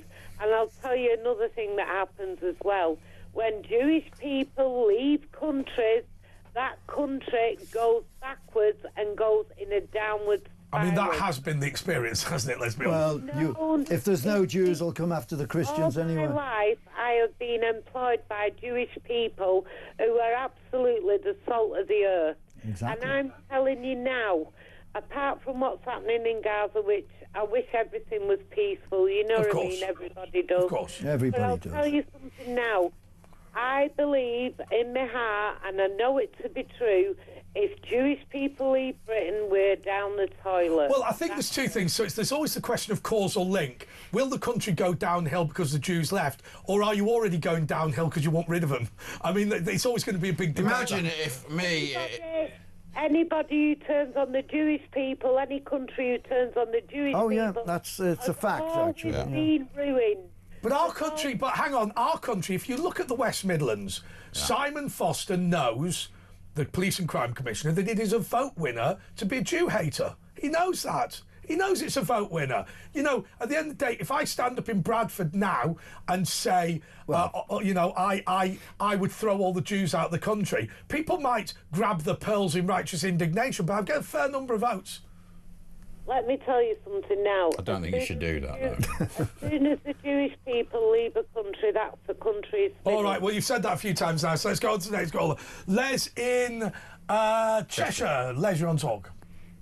Hi, guys. Are you all right? We're all right, man. What's going on, Les? Happy belated New Year. Are you on a hand-free system? Can you use your hand, please, Les? Well, yeah, okay. Yeah, we just can't hear you, really. Do you know, before you start talking, I had a friend of mine who lived next door to a couple called Chris and Les, and as the years went on, he didn't know which was the man and which was the woman. You can't tell now. You get the tubes now. You know, it's so mixed. Yeah. Well, I recently witnessed I recently witnessed in Speaker's Corner. I don't know if everyone's been to Speaker's Corner. It is Jihadi Central. Yeah. Well, yeah. So there's a Muslim there, and he's converted to Christianity. I'm surprised he lived through That's the death penalty for him in There you Sharia go. law. So anyway, he's talking to this young lady, and he's talking about the surah and all this sort of thing, and he's pointing out certain things. And at the end of the conversation, she disagreed with him anyway, because she didn't speak Arabic, he didn't speak Arabic, but he did. And when he transferred the information to her in Arabic and then transferred it in English to her, she ended up turning round and said she was a jihadist. Which is what? And then what happened? 2 police officers were there, stood there. Well, they're not going to do anything. Yeah, but jihad can be a spiritual, development in your head. It doesn't have to mean... I thought she said Jihadist. Did she say jihadist? What is a jihadist? No, jihadist. Oh, I'm sorry, Miss. Must have said jihadist. A jihadist, wants to eliminate Israel and also Christians. Yes. But we know that. Yeah, but the police interpret it a different way. They go, oh, well, jihad can mean this and There's that, a lot you know of... what I mean? Remember, 30% of the police force, they did a big drive to get more Muslims into the police force.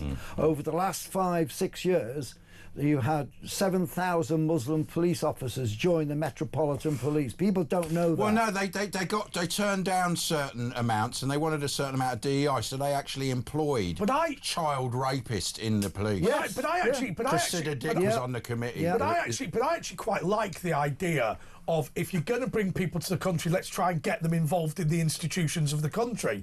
My concern is not about Islam. My concern isn't even about radical Islam. My concern is about uncontrolled immigration. I mean, if you look at Mohammed Emwazi Jihadi, John, he followed the family business. His dad was a terrorist. He became a terrorist. No doubt, and everyone's going to go wild about this, no doubt the rest of his family, there are people within it with sympathies. Well, Shamima Begum's dad, is on marches with Al-Muhajirun before it got banned. That's what I was saying earlier. Business. They're sitting in front of the television, the parents, watching non-stop all day long Islamic programs, and of course their kids will get indoctrinated. Well, online as well. Obviously, the kids go online and get indoctrinated. Les, I just want to ask you: do you go to Speaker's Corner regularly?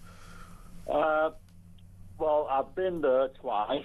I've also watched it on YouTube, and the most information you get from Speaker's Corner is definitely on YouTube, and that's Socko. And if you want to watch it yourselves, and you've never been there, and you want to see what's really going on, then you need to go on YouTube and watch Socko, SOCCO. Oh, I thought you said something else then. If you, I will warn you. If you want to go to Speaker's Corner and you are not willing to put up with a jihadi standing there shouting about how all British people are evil, you need to be careful, because, and I warn you, they say at Speaker's Corner, the police will nick you if you are pro-Christian or pro-Jewish. They will nick you. Anyway, we've got to take a little breaky. 0344449. Actually, I wouldn't call now because we've got loads of calls. We've got Tony, Simon, Greg, well, Mark. Don't say that. It looks good for the stats. Yeah, it's good for the stats. Yeah, do call. It's good for our stats. We'll be back after this.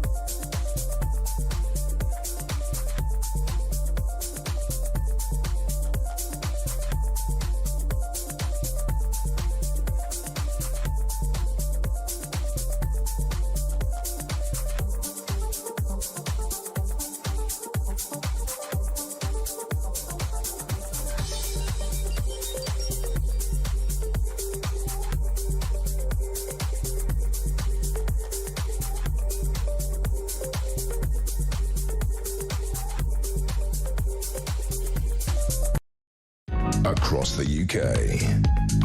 On DAB+. On YouTube. On your mobile. And on your side. This is Talk. Yeah, it's all mayhem in here, isn't it? Look, we've got Ben Fletcher's coming. What professionalism we have. Ben Fletcher is here from TalkSport. While they wire him up, let me just say that his big star tonight is Steve Allen, who did the Margaret Thatcher impersonations on Spitting Image. So I bet you wouldn't get that sort of guest on your show. And you're working all night, aren't you? Yeah, I'm until 5, yeah 5 tomorrow morning. Ken, we're just setting them up, so we'll have a chat to you, Ken. Good morning, Ken.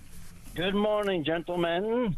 Morning. I would like to talk to you, if it's okay, about Iran. Go for it. Iran, tremendous worldwide interest today in the future of Iran. Yes. It's in the Bible. Ezekiel chapter 38 and 39 tells us exactly what's going to happen to Iran just before the second coming of Jesus. Yes, what does it say, man? The Bible declares the future of Iran very clearly. They will enter into an alliance with Russia. Now listen to this. These names are given in the Bible, ancient names. Russia, Turkey, Magog. These are, Magog is the ancient... Right, do you know what? Can we just stop it? Just make it easier. Alan, can you sit there? Please, just move over. Just move over. Just move. Move the chairs. Come on, Alan. Come on, Alan. Move. Move. Right, perfect. Right, so Ken, I'm really sorry. Where are you moving? Continue. Ken, sorry.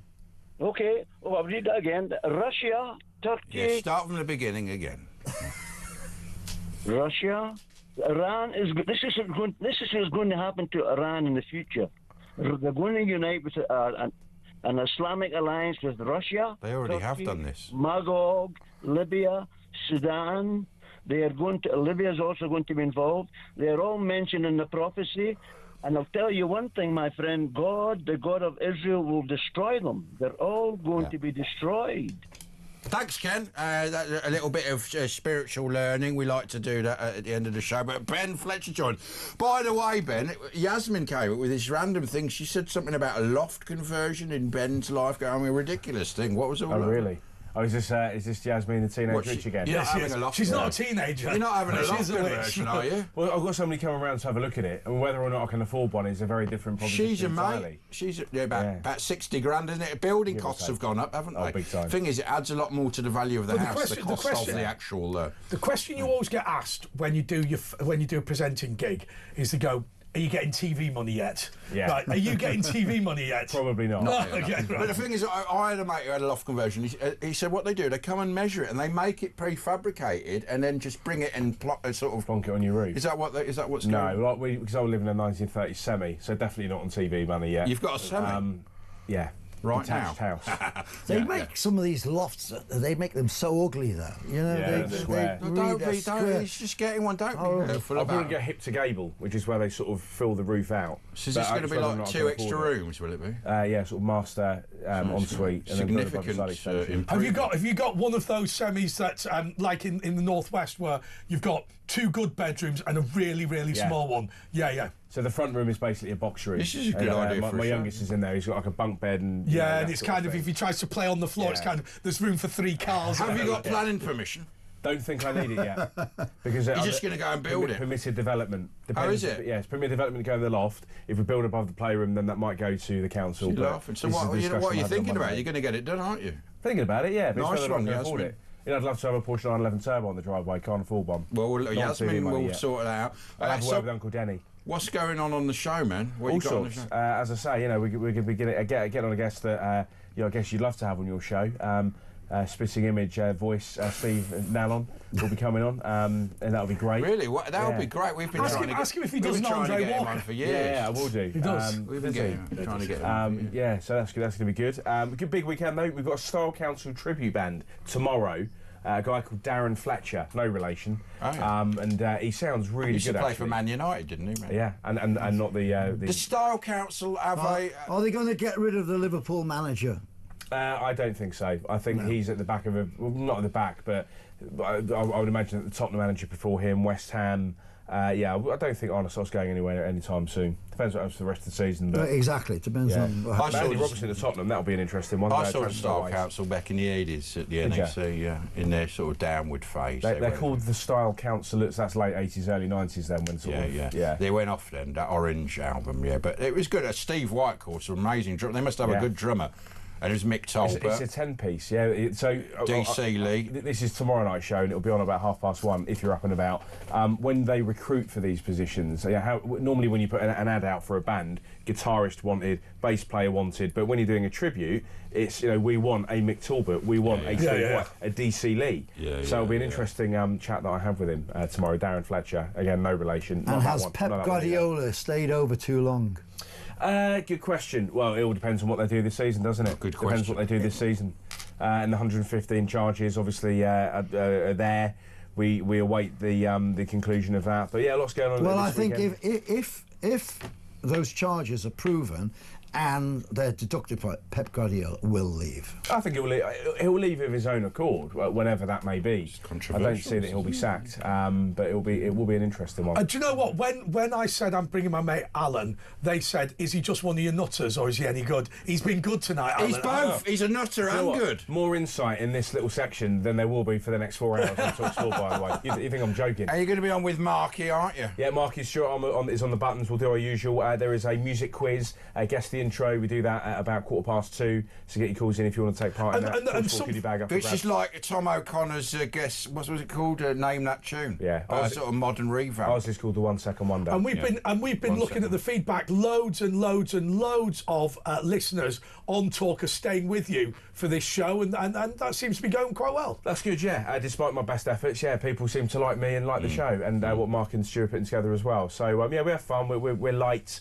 It's a politics-free zone, which is no good to you guys, I know, but we try and sort of look at the lighter side of life. You always have an interesting author or something. It's sort of a legacy from Paul Ross is still on, obviously, but he always has interesting. It's not just sport, is it? Not just sport. We had the Jamiroquai bass player Ron Paul Turner a couple of weeks ago. Tony Robinson's been on. Big Bristol City fan, talking about the very serious brain cancer. Baldrick, I'll tell you the other thing. I always tell people to go on to appear on the overnights on talkSport, because it's got an enormous audience. Because what people forget is that there are loads of people who'll be driving all night. There'll be people working night shift. A lot of people, obviously, if you're in an office, you don't necessarily have talkSport on. But if you're working in a warehouse overnight, you probably will. Also, of course, it goes internationally. So in America, it's an afternoon show, and in Australia, it's a sort of, We're very lucky to have listeners in Australia. I always say breakfast in Bangkok, dinner in Dallas.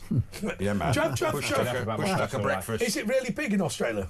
No, they hate him. They absolutely hate him. I don't know what it is. They just really. That's good. So we try and have some fun. We've taken on Lanzarote FC. We've been supporting them this year. Explain that again. Didn't you go to Lanzarote? That was back in October. Yeah, another one that she predicted all of this.